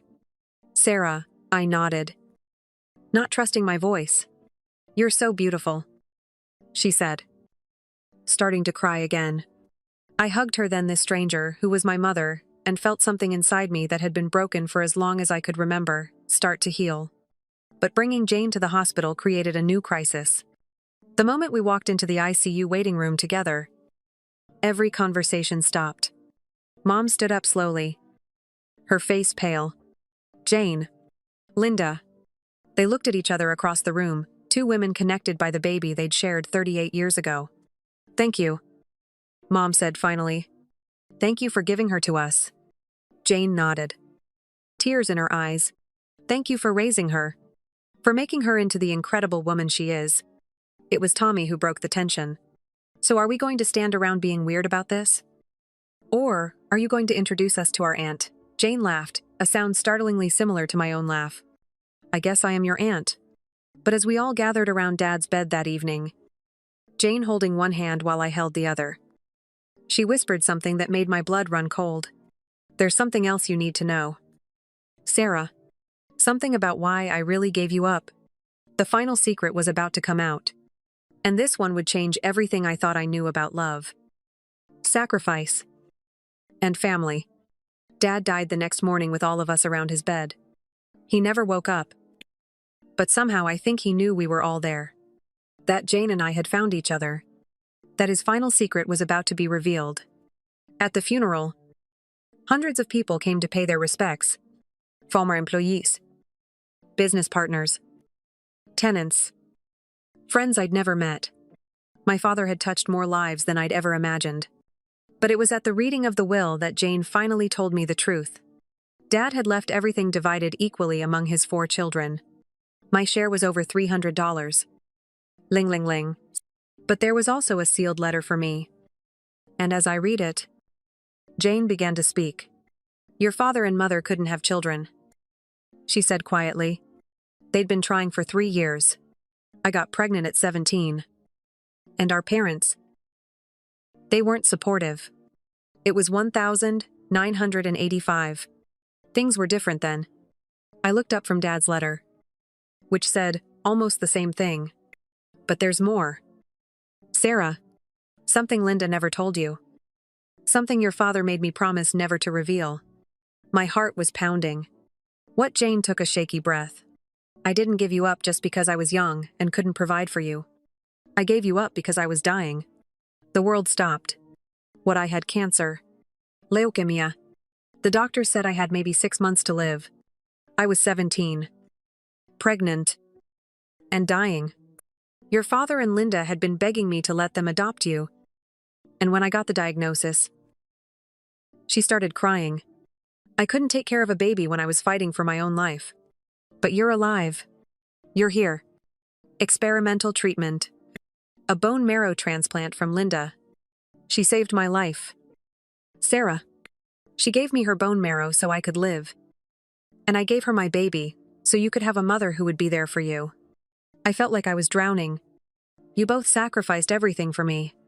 We both loved you more than our own lives." Dad's letter said the same thing. He'd known about Jane's cancer, had helped pay for her treatment. I had promised to take care of me if the worst happened. And when Jane survived, they'd all agreed it was better for me to stay with the parents who'd raised me. The stable family that could give me everything. We made a pact. Jane continued. "Linda would raise you. And I would stay away until you were old enough to understand. We thought maybe when you turned 18. Or 21. Or got married. But then years kept passing. And it got harder to figure out how to explain why we'd waited so long. For the first time, I understood the magnitude of what these people had done for me. Not just adoption. Not just keeping secrets. They'd all sacrificed their deepest desires to give me the best life possible. I don't know how to forgive you," I whispered.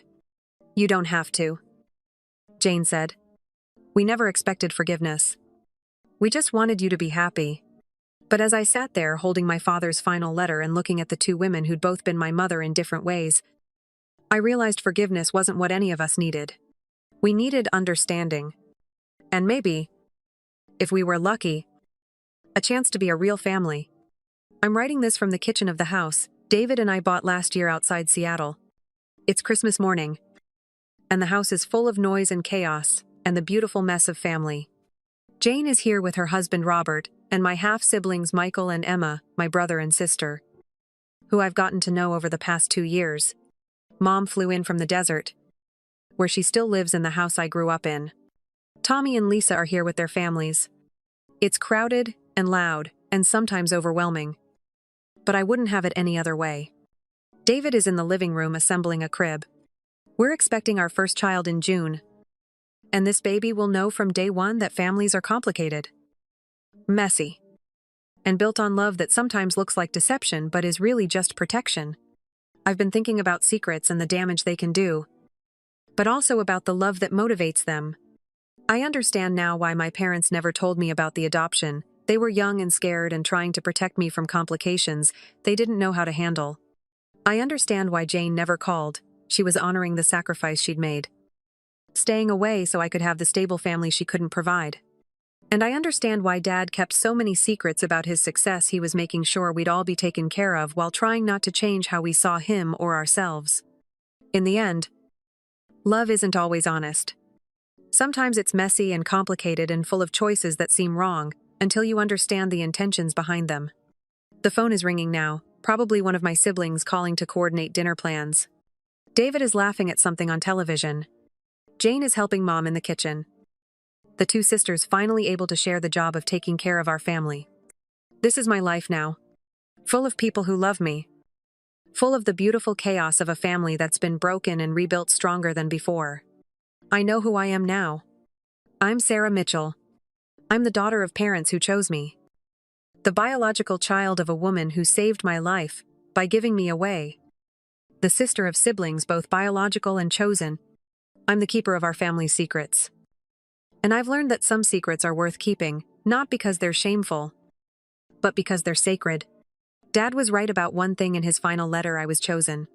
Not just adopted, chosen. By parents who couldn't have children of their own. By a biological mother who loved me enough to let me go. By a family that kept painful secrets so I could live a life unburdened by their sacrifices. The baby kicks as I write this, reminding me that the story isn't over. It's just beginning.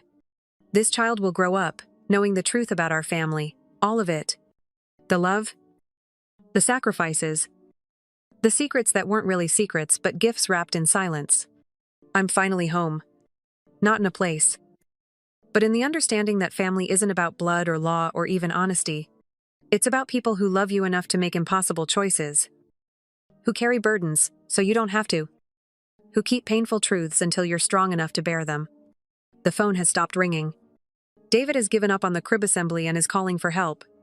Jane and Mom are laughing about something in the kitchen, a sound I never thought I'd hear.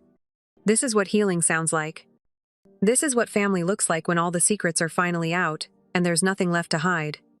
I'm closing this story now, but it's not really an ending. It's a beginning. The beginning of a family that's finally, completely, truthfully whole. Story 4. My name is Marcus Bennett, and I'm 32 years old. For most of my life, I've been what you'd call the forgotten middle child. Not the golden daughter like my older sister Sarah. Not the protected baby like my younger brother Jake. Just there. Quiet. Responsible. Never asking for much. And because I didn't demand attention, I never got any. But there was one place where I felt like I mattered. My grandmother, Elena's house in Riverside, California. It was this beautiful old craftsman home with a wraparound porch and century-old oak trees that turned brilliant gold every fall. Grandma Elena would sit in her favorite rocking chair, humming old jazz standards and calling me her best listener. She saw something in me that my parents never did.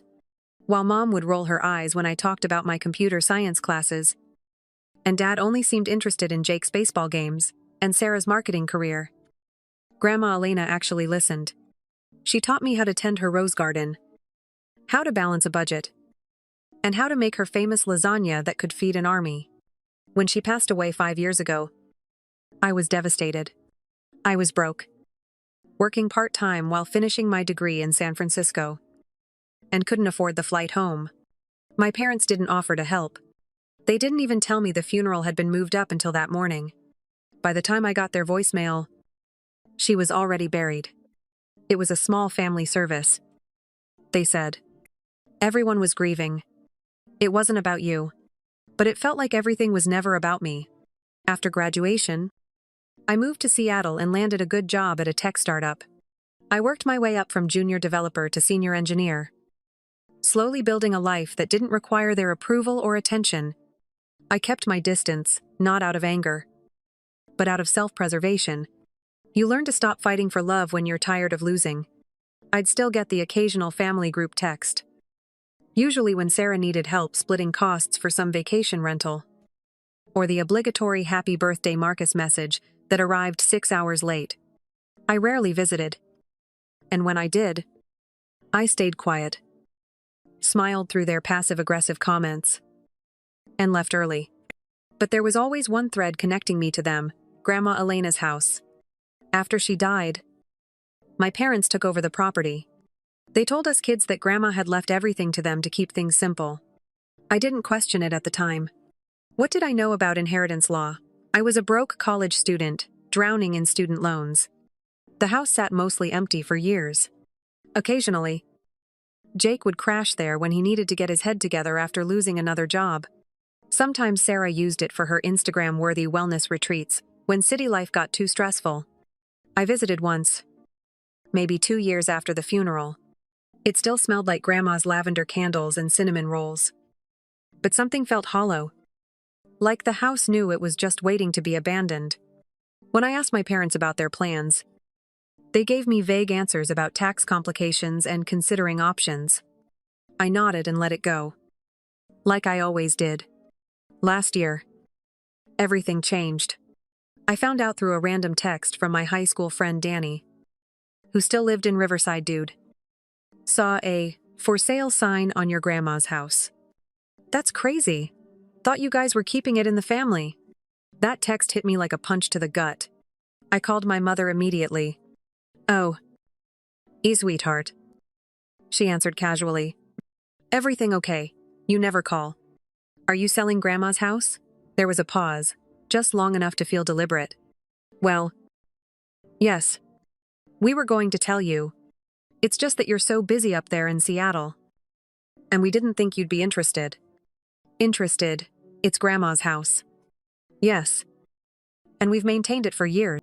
I contacted the realtor using my middle name, Bennett Holdings, and introduced myself as a remote investor interested in the property. I flew down to California, put on my best business suit, and toured my grandmother's house like a stranger. Walking through those rooms broke my heart. The garden was overgrown. The wallpaper was peeling. But her spirit was still there in every corner. When the realtor asked if I was serious about making an offer, I smiled and said, "Very serious." I didn't overbid. I didn't get emotional. I used my investment company, Bennett Holdings LLC, which I'd established 6 months earlier for real estate projects. The paperwork was clean. The transaction was fast. And just like that, I owned my grandmother's house. But I didn't tell anyone. Not yet. Because Christmas was coming. Like clockwork. Sarah sent out the annual group text in early December: family Christmas dinner at Mom and Dad's 7 p.m. Dress nice. We have big news to share. Please RSVP. I booked my flight and showed up at their door in Orange County wearing my best charcoal suit, bottle of wine in hand. Jake answered the door, already tipsy from pre-dinner drinks. Well, if it isn't the ghost of Christmas past. Inside, their McMansion was decorated like a department store display, garlands everywhere, twinkling lights, those mechanical Christmas figures that move and play music. Sarah was already holding court in her designer dress, sipping champagne and scrolling through her phone. My parents were in their element, playing the perfect hosts. Dinner started normally enough. Honey glazed ham, green bean casserole, mashed potatoes. Sarah dominated the conversation with stories about her latest clients. Jake made crude jokes about cryptocurrency investments. I stayed quiet, polite, smiling when expected. Then, somewhere between the second glass of wine and dessert, Mom looked up from her plate with this satisfied smirk and said, "Oh, We finally sold Grandma's house last week. The buyers were so eager, thank goodness we don't have to deal with that old place anymore. Sarah laughed, twirling her fork in the air. About time, that place was such a money pit. And honestly, Marcus was never going to inherit it anyway. I set my wine glass down slowly, letting the moment stretch.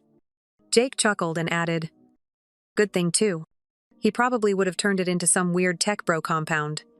I looked around the table at these people who always assumed I'd stay quiet, who thought I'd just accept whatever scraps they threw my way. Then I picked up my wine glass, took a calm sip, and said, "That's interesting.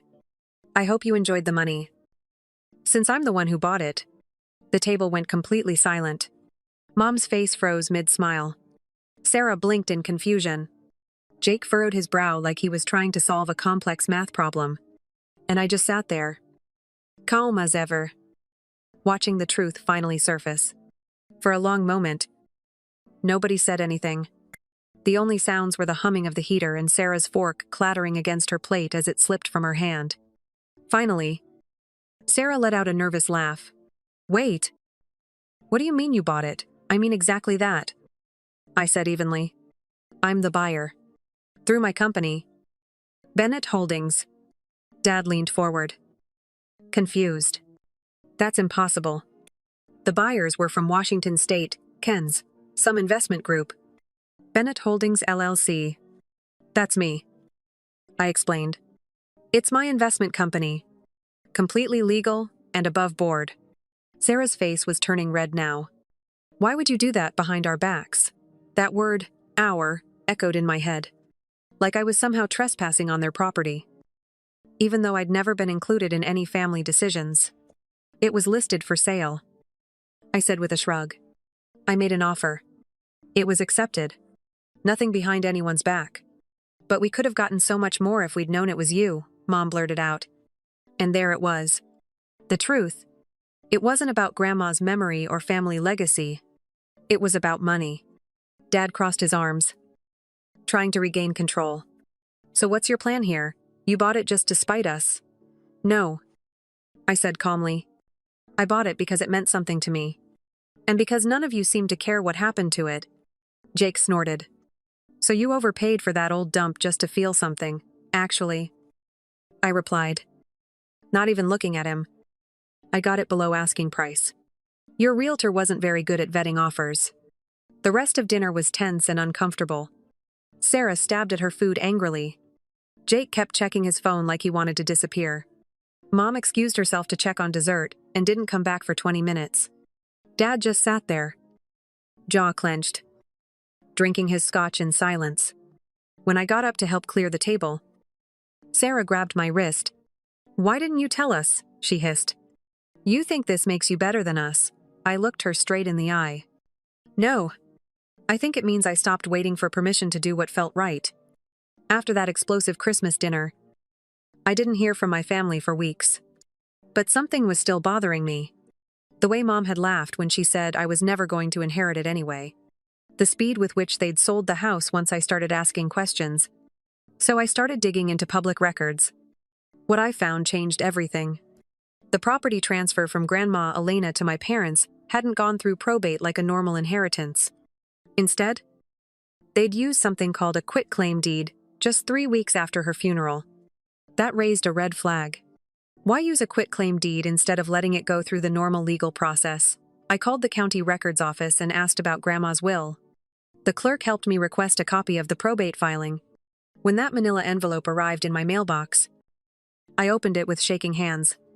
And there, in black and white, was something that made my blood run cold. I, Elena Bennett, being of sound, mind, and memory, do hereby declare this to be my last will and testament.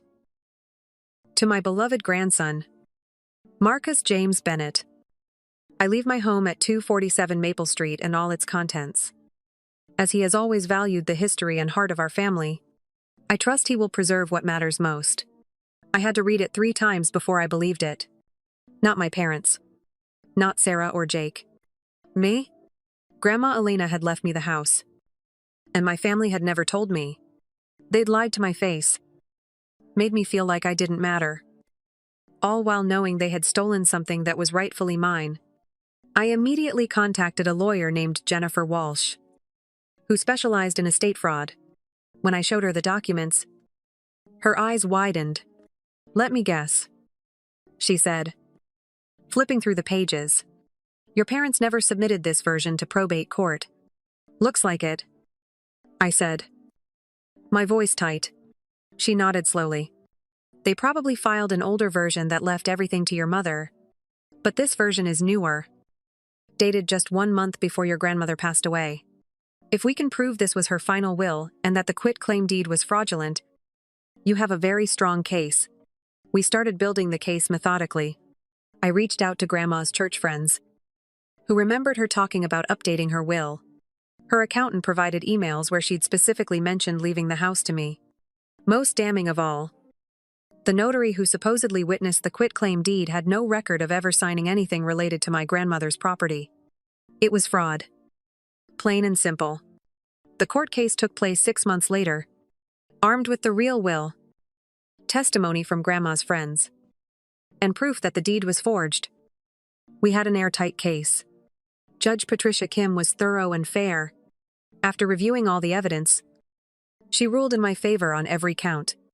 The original will was reinstated. The fraudulent deed was declared invalid, and my parents were ordered to pay $75. 0 inches damages, the difference between what they sold it for and its current market value. But more than that, the court awarded additional funds to a nonprofit I'd started in Grandma's honor, the Elena Foundation, dedicated to preserving family homes and protecting elderly people's final wishes. My parents sat in that courtroom looking like they'd aged 10 years. They never made eye contact with me. When the judge announced her decision, they simply gathered their things and left without a word. The fallout was immediate and deeply satisfying. Word spread quickly through their social circles in Orange County. Within 2 weeks, Mom was forced to resign from the Riverside Community Foundation board she'd chaired for 8 years. Apparently, board members were uncomfortable being associated with someone who'd committed estate fraud.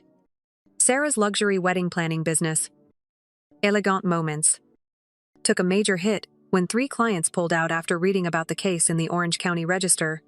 Her Instagram following dropped from 15,000 to 8,000 inches a month. Her desperate posts about family betrayal and cancel culture only made things worse. Dad's real estate investment group quietly asked him to step back from active deals within 30 days. Turns out, investors don't like working with people who forge legal documents. As for me, I moved into Grandma's house that spring and began a complete restoration. Over the next 8 months, I invested $45,000 of my own money, bringing it back to its former glory. I turned the upstairs bedroom into a community library, where neighbors could come read and share memories. I replanted her rose garden exactly as she'd had it, and restored the wraparound porch, where she used to sit every evening. The Elena Foundation grew beyond my wildest dreams. In just 2 years, we've helped 43 families preserve their loved ones' homes and prevented 12 cases of estate fraud. The foundation now has a $200,000 annual budget and employs 3 full-time staff members. Local media covered our work extensively, and I've been invited to speak at conferences about protecting elderly people's rights. On the 2nd anniversary of the court victory, I hosted a small gathering on Grandma's porch. About 20 people came, close friends, foundation volunteers, and some of her old neighbors who shared beautiful stories about her kindness. As the sun set behind the oak trees, I sat in her old rocking chair and felt something I'd never experienced before, true peace. Not just because I'd won, but because I'd finally learned to stand up for myself. Around 8 that evening, a familiar car drove slowly past the house. Through the windshield, I could see my parents' silhouettes. They didn't stop, didn't wave, didn't even slow down. They just kept driving into the darkness. I watched them go without any anger or sadness. Then I stood up, walked to the front door, and turned on the porch light, not for them, but for the community that had embraced Grandma's legacy. Let them disappear into the dark. This house, My house would always stay bright. Looking back now, I realize this story isn't really about a house or money, or even family betrayal. It's about finding your voice when everyone expects you to stay silent. It's about fighting for what's right, even when it's uncomfortable. It's about learning that sometimes the family that sees your worth isn't the one you were born into, it's the one you build. Grandma Elena always believed in me, even when I didn't believe in myself. She saw something in the quiet, overlooked grandson that his own parents missed. And in the end, her faith in me became the foundation for everything I built afterward. The Elena Foundation now operates in 5 states, helping families navigate estate planning and protecting vulnerable elderly people from financial abuse. We've saved 87 family homes from being lost to fraud or neglect. And our legal clinic has provided free consultations to over 300 families. Every time we help someone preserve their loved one's legacy, I think about Grandma Elena sitting in her rocking chair, humming jazz standards, and believing in the power of doing what's right. My family's betrayal taught me something valuable. You can't control how others treat you, but you can control how you respond. You can choose to stay silent and accept whatever scraps they offer. Or you can stand up and demand the respect you deserve. I chose to fight back, quietly and legally, with dignity and determination. I chose to honor Grandma Elena's memory not just by keeping her house, but by using her story to help others in similar situations. And every evening, when I sit on that wraparound porch, watching the sunset through the oak trees, I know she's proud of the man I became, not despite my family's treatment, but because of how I rose above it. Sometimes the best revenge isn't getting even. It's living so well that your success speaks louder than any words ever could. The house on Maple Street stands as proof that truth has a way of surfacing, no matter how deep some people try to bury it. And sometimes, if you're patient enough and brave enough to fight for what's right, justice really does prevail. Story 5. We were frosting cupcakes at the kitchen island when Mom typed, "Change of plans," into the family group chat. I was lining blueberries in a perfect ring. 20 candles waited on the counter. 2 playlists queued. Paper lanterns hung from the porch. It was simple and sweet the way I wanted to turn 18. Then my sister Sable thundered down the stairs in sunglasses and a robe like a moody celebrity and said, "If I'm miserable, nobody gets a party." She meant it. She always does. The storm that morning had shut down half the flights on the East Coast. Sable's girls' trip to Miami posts pre-drafted. Outfits bagged was postponed. She declared the universe had wronged her personally. Dad and Mom tiptoed. I kept quiet. I've learned the rules in our house. Sable's feelings set the weather. The rest of us carry umbrellas. Before 4:00, the driveway should have been full. Instead, the only vehicles were ours and the neighbor's dented sedan. At 5, the caterer texted Dad for a gate code. Dad replied, "Event cancelled, client ill." Client. Like I was a booking. I didn't see the text. Not yet. At 6, I redid my eyeliner and waited by the front window. I kept scanning the streetlights, pretending each passing pair of headlights belonged to friends. 7 sharp. But the living room was still silent, except for the fish tank pump and Sable's sighs from the sofa. "Where is everyone?" I asked. Mom's mouth twitched. "We told them not to come." Lena. "Why?" Sable peeled off her sunglasses. "Because I'm grieving." "Obviously." I laughed. Short and mean. "Because what else was left? You're grieving a beach." She stood. "You think it's funny that I spent 6 weeks planning content around this? That my brand depends on reliability? You have a brand." "Lena." Dad cut in. "Lo. We thought it would be insensitive to celebrate when your sister is in distress." Insensitive, I stared at the dining room. 20 place cards. The banner looped in a neat arc. I'd made it myself last night, punched holes, threaded string, measured spacing with a ruler. The word 18 looked like it was apologizing to me. "You canceled my birthday without telling me." Mom attempted a soothing tone. "We told everyone you had a migraine, so they wouldn't bother you with messages. You lied about me being sick, so I wouldn't find out you canceled my party. Sable's voice sharpened. You're being selfish. You've always been like this. I've always been the quiet one. The list maker. The designated driver. Even before I had a license. My name is Lena Quill. And in my family, I'm the responsible one. Translation, the discardable one. But something in me cracked then. Not loud clean. Like a glass with a hairline fracture finally giving up. No. I said. I'm done. I grabbed the banner and yanked. The tape popped. Letters flipped. Something tumbled across the floor. Sable gasped like I'd kicked a puppy. Dad started.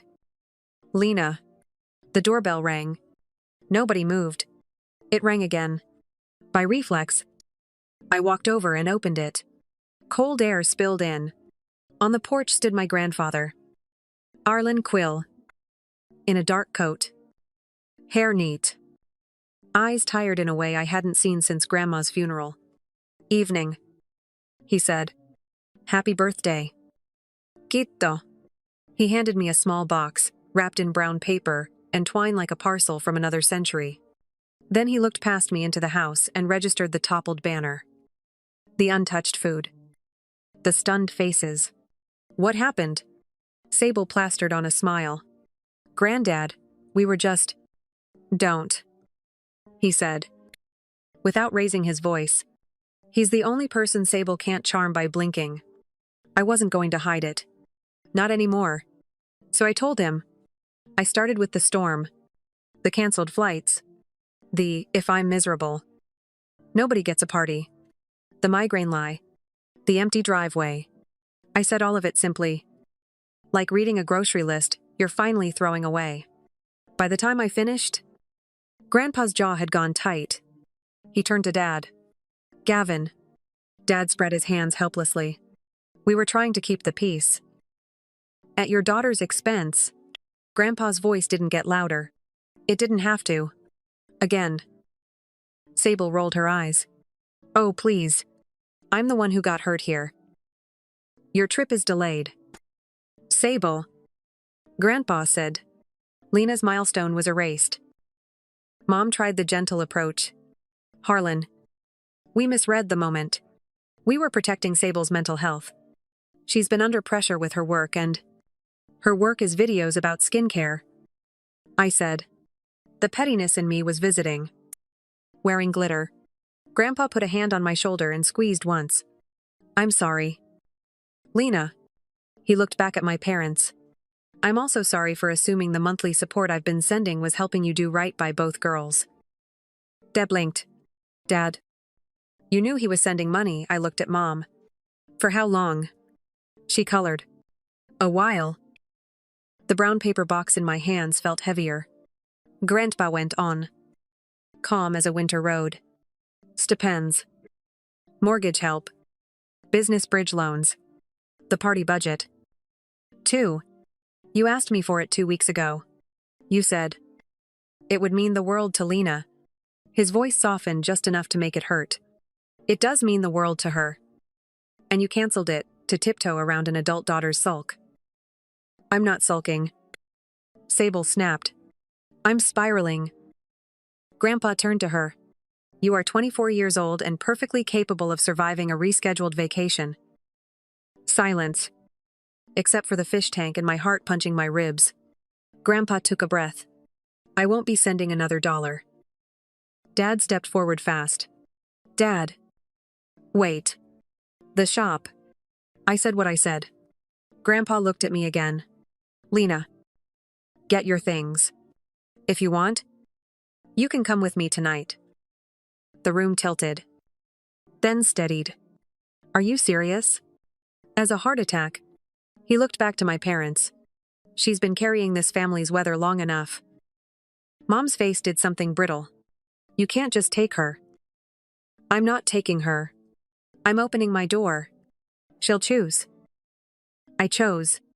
I walked upstairs with my phone buzzing in my hand, as messages pinged in from numbers that had stayed silent all day. I ignored them. In my room, the string lights hummed softly. The dress I'd planned to wear still hung from the closet door. I stripped, folded it, laid it in my duffel like a small ceremony. I grabbed my toiletries, my journal, the photo of Grandma and me feeding the ducks when I was 5. I hesitated over the box Grandpa had given me, then slid it into the side pocket. Downstairs, Dad was talking quickly, promising changes. Mom was crying quietly. Sable had retreated to Instagram, angling her phone for the light to catch in her hair, all that practiced sorrow. When I reached the foyer, she stepped into my path. "You're actually going." She sounded less angry than bewildered. "Over this. This," I said. "And everything that taught me to accept this." She scoffed. "You love being the martyr. Then stop giving me material." She moved like she might grab my wrist. Grandpa's eyes flicked to her hand. She dropped it. We stepped into the night. The storm had blown out, leaving the sky scrubbed and cold.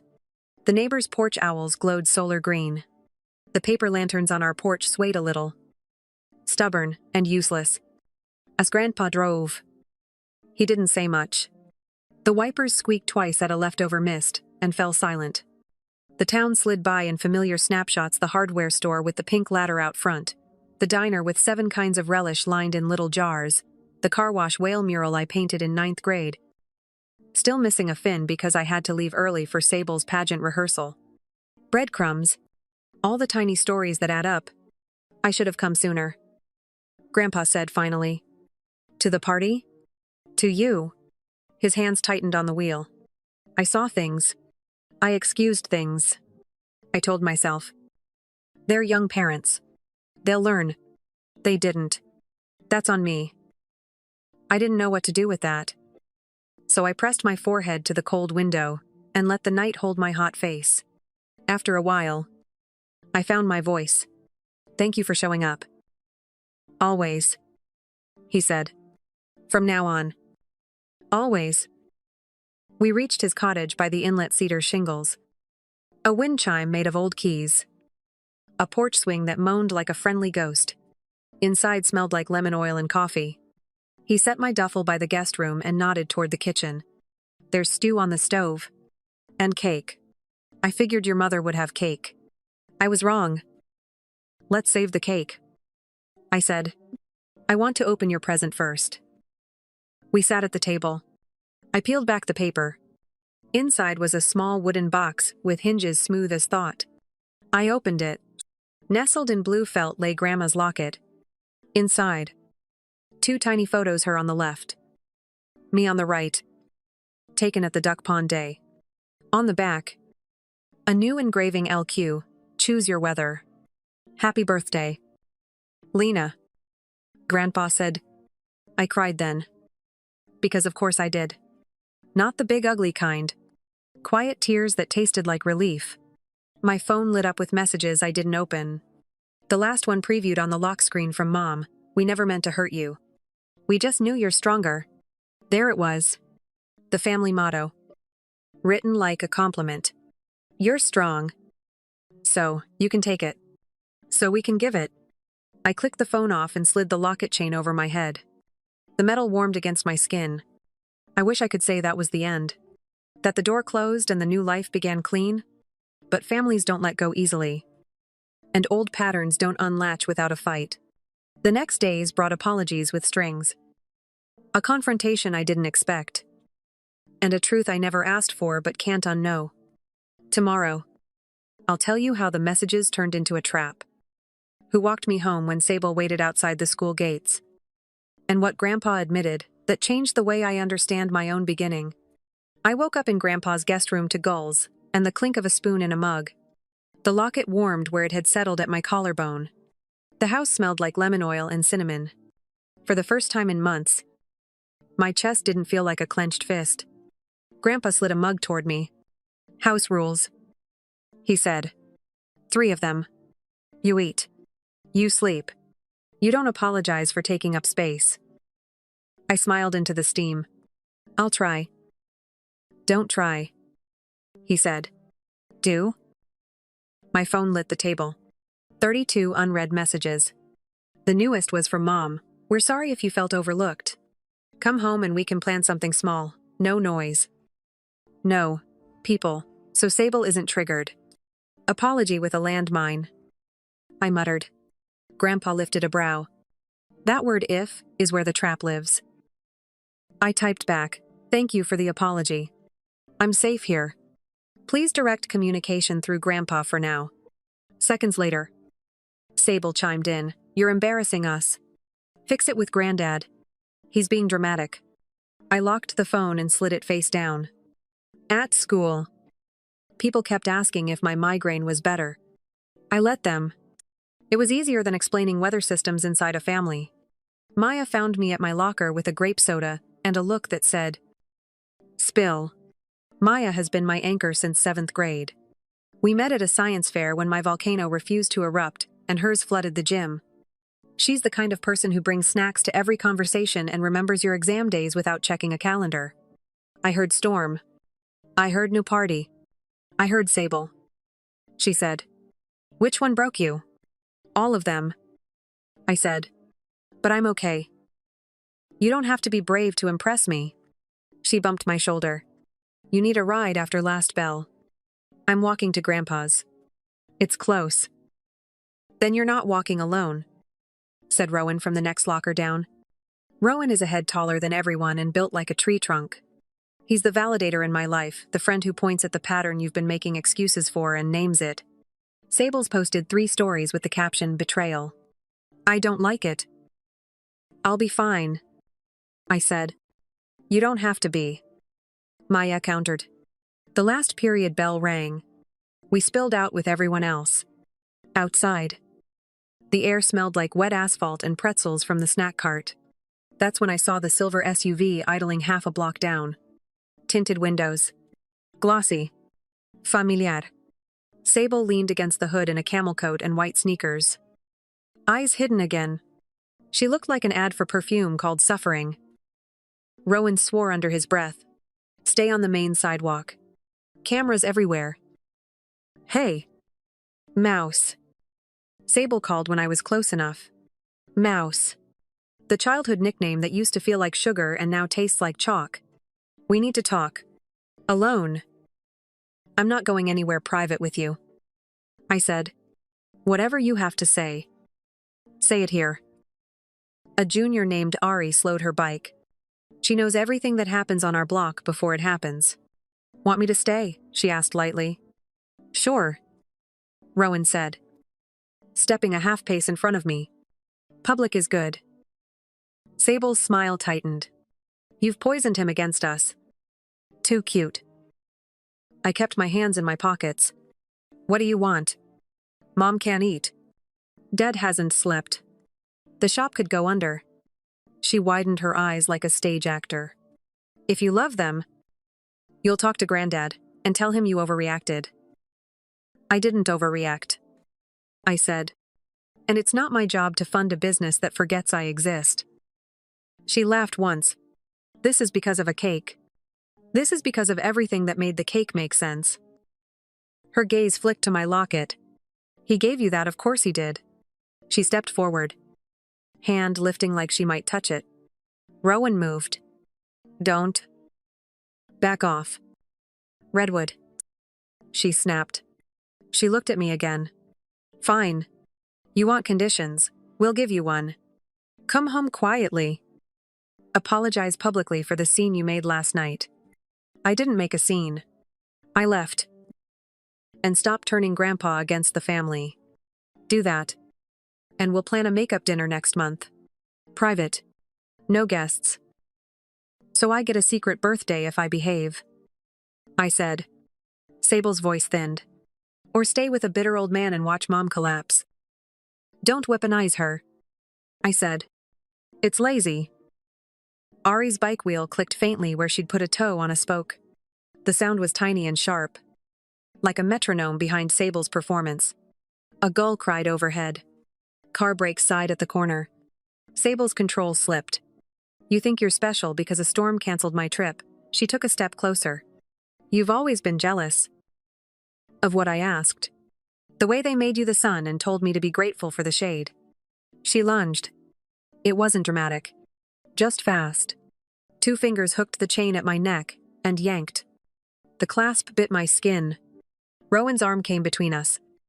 Solid as a beam. The chain didn't break. My breath did. "Let go," Rowan said. "Make me." "Okay," he said, and peeled her hand off like removing tape. He didn't hurt her. He didn't have to. He's annoying that way. Sable stumbled back. Cheeks blotched. "You hit me." "Nobody hit you," Ari said. Very cheerful. Like narrating a cooking show. Her phone was in her hand now. Camera open. But your hand went for her necklace. On video. Sable's face froze for a second. Then she smoothed it. "You're not worth this," she told me. "You never wear." She slid into the SUV and slammed the door. The car purred away. My throat burned. I hadn't realized I'd been holding my breath until it hurt to let it go. Shaky Maya-esque. Appearing with 2 napkins and a chocolate cupcake that she swore she didn't plan. Even though the frosting matched my dress from last night. Maybe a little. Rowan scanned the street like a bodyguard in a movie. "Send the clip to Harlan," he told Ari. "Dime stump it. Cloud backup. If they try anything. We like receipts." Ari snapped a salute and pedaled off. Rowan walked me to Grandpa's porch. "Before I went in," he said, "you don't have to do this alone ever again." "I hear you," I said. Saying it out loud made something in my spine unknot. Inside. Grandpa listened without interrupting. Jaw working. When I described the locket grab, his hands curled on the table.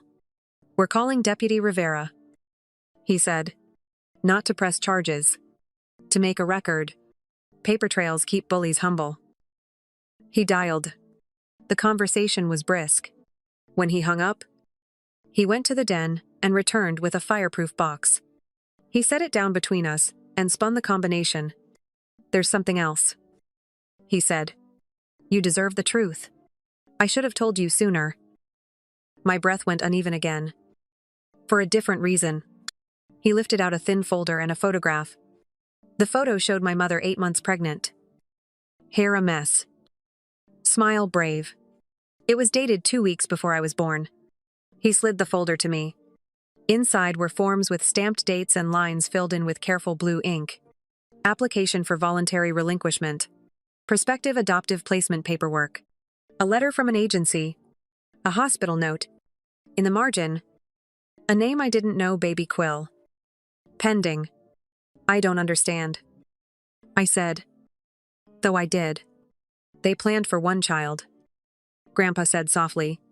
Then life said 2. "Your mother's parents, good people, insisted the second was a blessing. They died suddenly. Your mother broke for a while. Your father panicked. They made a plan I couldn't abide. His eyes found mine. Your grandmother and I refused. We told them, 'If you won't keep her, we will.' They relented. They resented. That poison seeped into everything." The room tilted again. The keys on the wind chime tapped the glass door like fingers asking to be let in. "So they didn't want me," I said. The words plain and terrible. "They didn't know how to want you," he said. "There's a difference. It doesn't excuse a minute of how they treated you." I closed the folder. The locket felt heavy. Then right.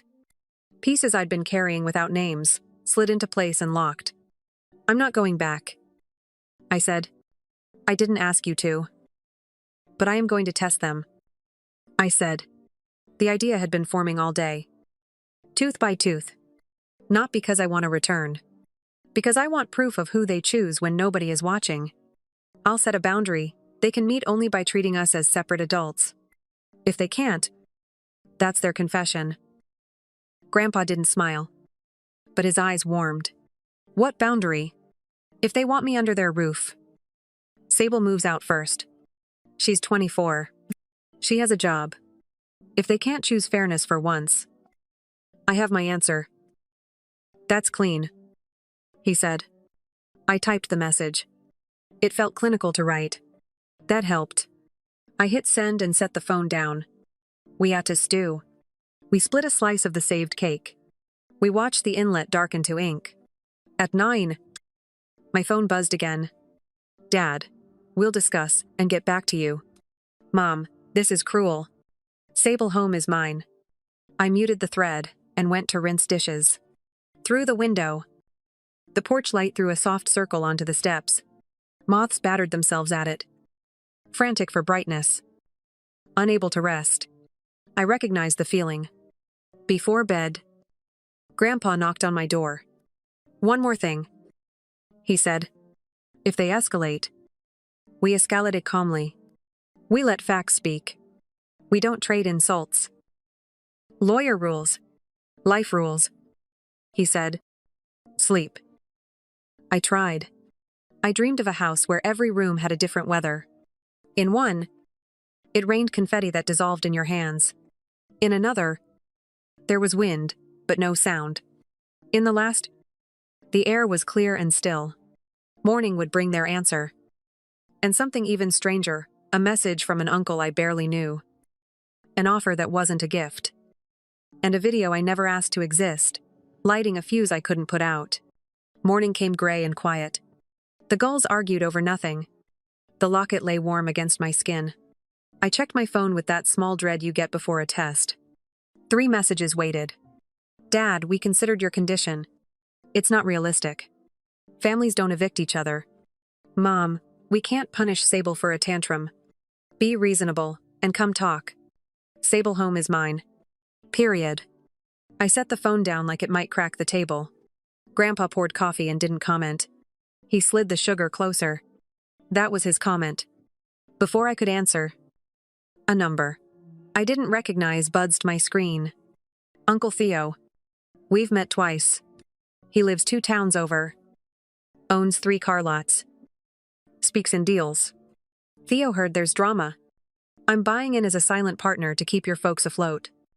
You can relax and stop the protest. Family sticks. I read it twice. Anonymous investors. I said dryly. How convenient. Grandpa raised one eyebrow. Theo called me last night. He said he'd solve the problem if I stayed out. I suggested he invest on the condition they make amends to you first. He hung up. Their new plan is to remove the need for me. I said. Their new plan is to avoid accountability. He corrected. I typed to Dad. Thanks for deciding. I'll stay here. Please don't contact me directly again. Emergencies can go through Grandpa. To Mom, boundaries aren't punishment. They're clarity. To Sable, got it. Theo chimed back. Don't be dramatic. Gid. They fed you for 18 years. I didn't reply. I've learned silence is an answer. At school. Whispers ran ahead of me. People had seen Sable outside the gates yesterday. They'd seen Rowan block her hand. They'd seen me walk away. High school surveillance is better than any camera system. Ari rolled up on her bike with a grin and a warning. Heads up, she said.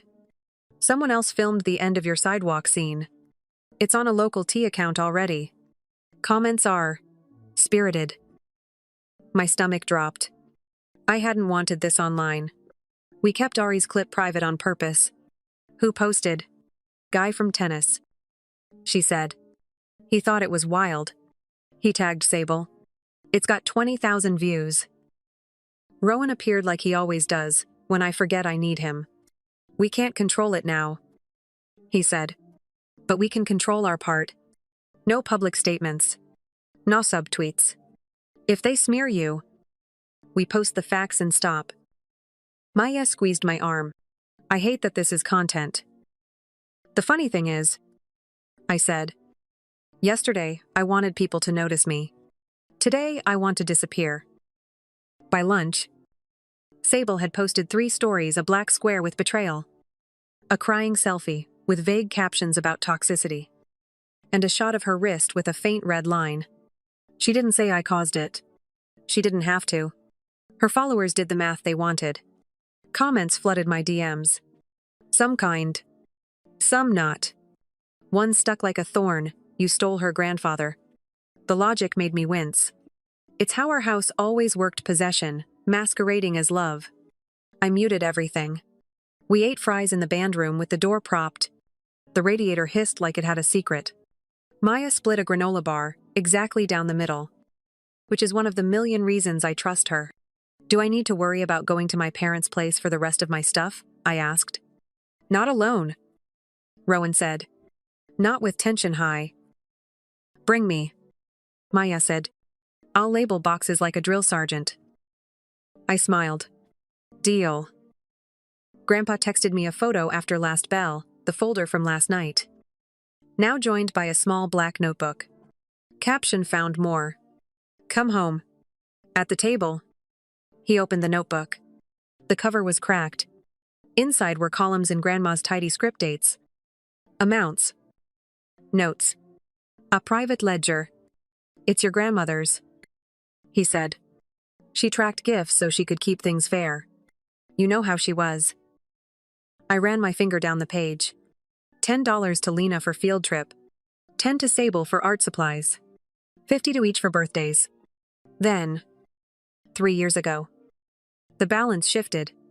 Clinical support written next to Sable. Monthly. Next page, personal growth retreat. Sable again. Travel stipend for brand building. Sable. My column grew sparse. Books. Duffel for camp. Sneakers. Guilt pricked.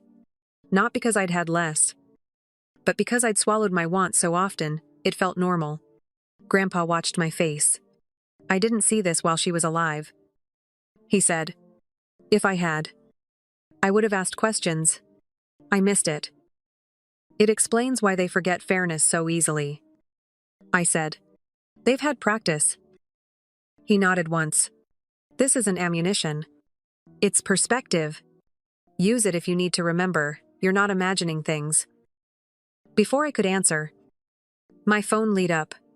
Dad again, we'll be at the shop after closing, if you want to talk like adults. No drama. Your uncle will be there. Let's resolve this before more damage is done. 2 hours. An empty store. Theo. Every instinct in me said no. Another instinct, the one that hates running, said, go. With witnesses and eyes open. Rowan didn't hesitate. I'm in. Maya grabbed her tote. I'm bringing a clipboard. Lawyer rule. Grandpa said. We don't go without an additional adult. I'll come. We meet in public area. We don't enter offices. We record audio. We send our location to Deputy Rivera. Is that overkill? I asked. It's preparation, he said. Overkill is bringing a flamethrower to a candle problem. We're bringing water. We ate quick. I changed into jeans and my boots. The sky turned pewter as we drove. The shop sat at the edge of the industrial park, where the river bends a squat building with bright flags and a cracked asphalt lot. Outside, wind chimes made of cutlery clinked like distant bells. Through the glass I could see Mom at the counter. Hands folded tight. Dad stood behind her. Yafset. Theo leaned on a display of phone chargers like he owned oxygen. Sable was there too. Of course. In a hoodie with the hood up. Hair tucked. Camera ready sad. Grandpa parked where the dash cam would see everything. He turned to me. Last chance to change your mind. I'm done changing my mind for them, I said. We went in. The bell over the door chimed a cheerful lie. Dad started with the voice he uses with customers. Thank you for coming. He looked at the others. Let's keep this civil. Theo flashed a salesman's smile. We're all family. Sable sniffed. Some of us remember that. Grandpa nodded once at each of them and said nothing. He took a seat where he could see exits and mirrors. I stood next to Rowan and Maya. Back straight. Hands steady around the strap of my bag. Dad gestured to a table between racks of cases. Let's sit. We'll stand. Grandpa said. We won't be long. Theo spread his hands. Here's what's happening. I'm covering their shortfall. In exchange, I'm advising strategy. Step 1. End the social media circus. Lena. Post a note saying you overreacted and you're taking time offline. That lets Sable's narrative cool.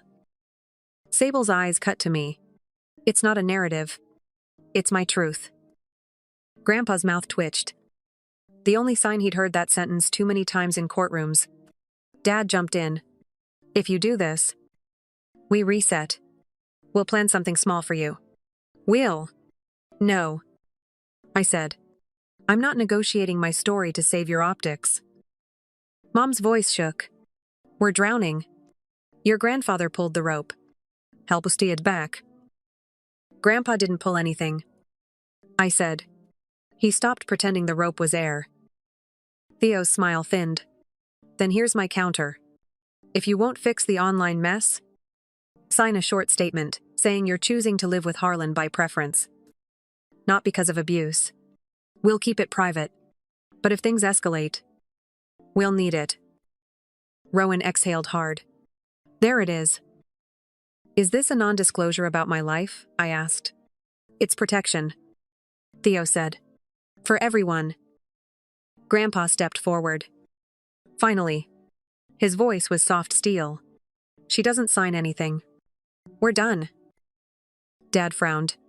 You can't keep inserting yourself. I'm her guardian tonight. Grandpa said. And her witness. And the only adult in this room offering her safety without a price. I felt heat behind my eyes. I didn't want it to show. My hands found the locket like a habit and steadied. Sable shoved her chair back.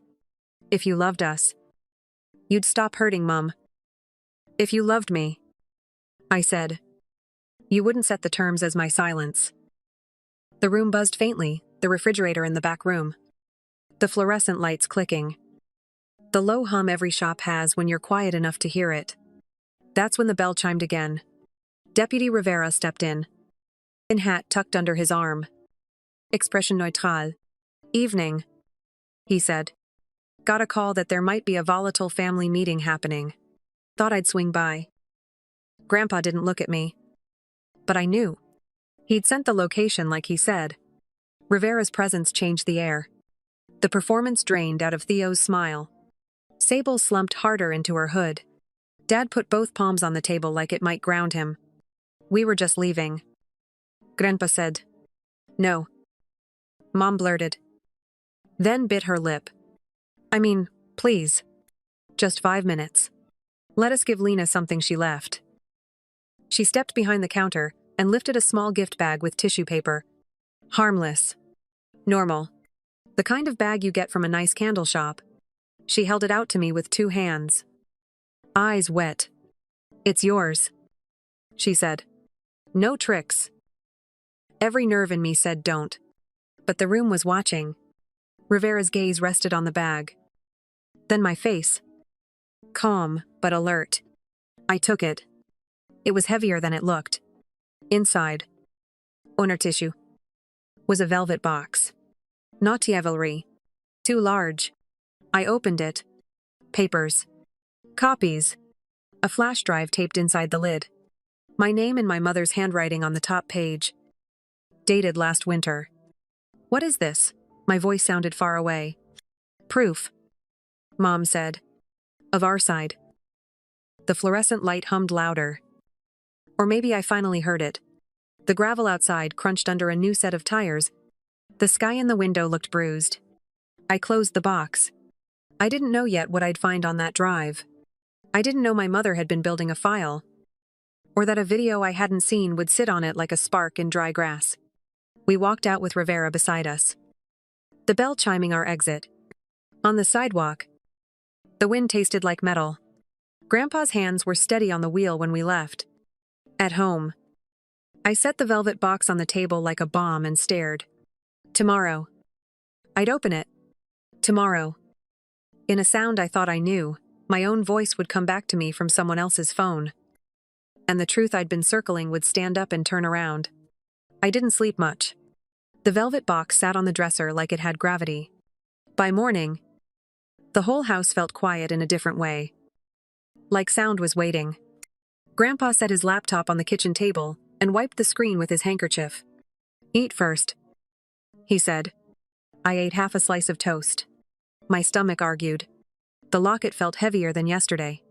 We plugged in the flash drive. The click was small, but I swear I felt it in my ribs. A gray window opened. 4 folders. Photos. Medical. Financial. Context. I heard the key wind chime tap the glass door. The inlet outside was flat as paper. I took a breath and opened financial. Receipts. Screenshots. Transfers from Grandpa. Transfers from Uncle Theo. Credits to content travel. Brand retreat.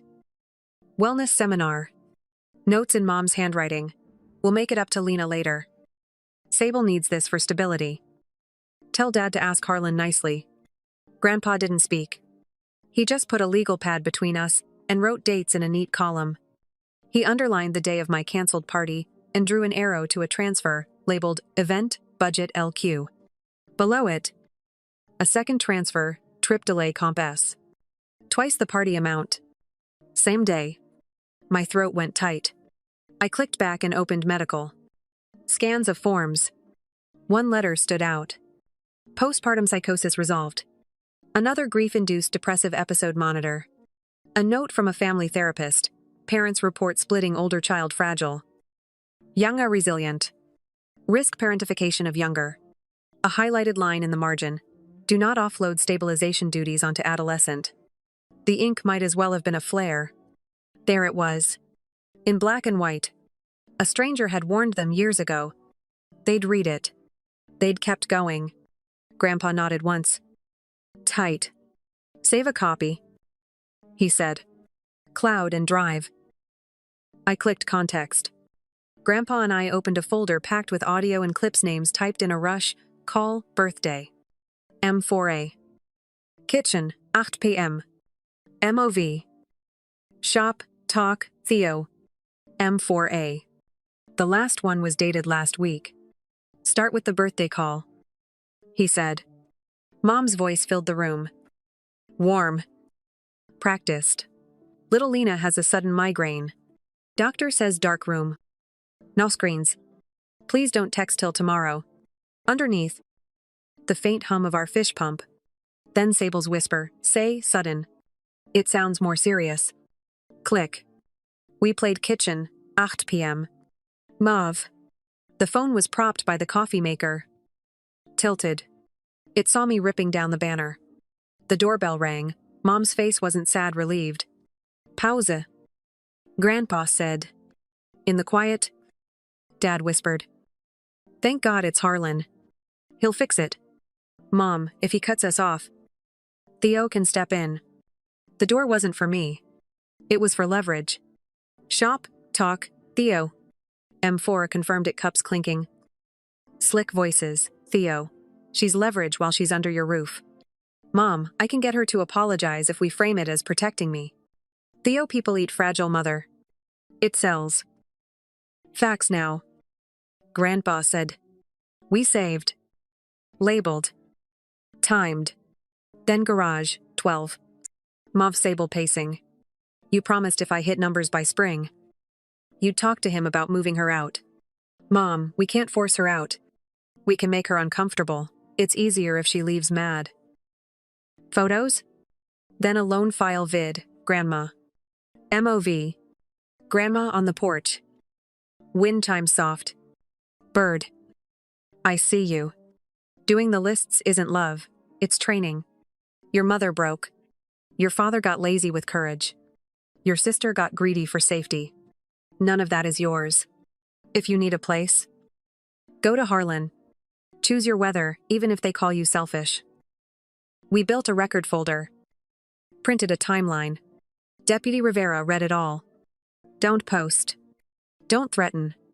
If they smear you, answer once with documentation. Then go quiet. That night, a gift bag arrived, a thumb drive raw, use wisely. Clinic, odd. WAA. Week before I was born, stranger. You're certain about relinquishment, Mom? Yes. Dad, I don't know. Grandpa's hand on my chair. They only stopped when we said we'd take you. I wrote a statement and booked a glass room at the library. No trawl space. Witnesses. I slid pages across the table. I won't be your weather anymore. 1 year, no contact. Emergencies through Harlan or Deputy Rivera. Therapy, if you want a future. We signed. We left. Aunt Leah handed me a tin lunchbox and a map to a storage unit, Grandma's journals, a draft for the weather fund, a small check, a letter, build the dry ground you needed. By fall, the fund helped a kid named Wren buy a lock and a lamp. Mom later sent a short note therapy. 2 months. No asks. I kept my name Quill. I stood by the river and held the locket. Choose your weather. When did you learn the difference between leaving and being left? And what weather are you choosing next?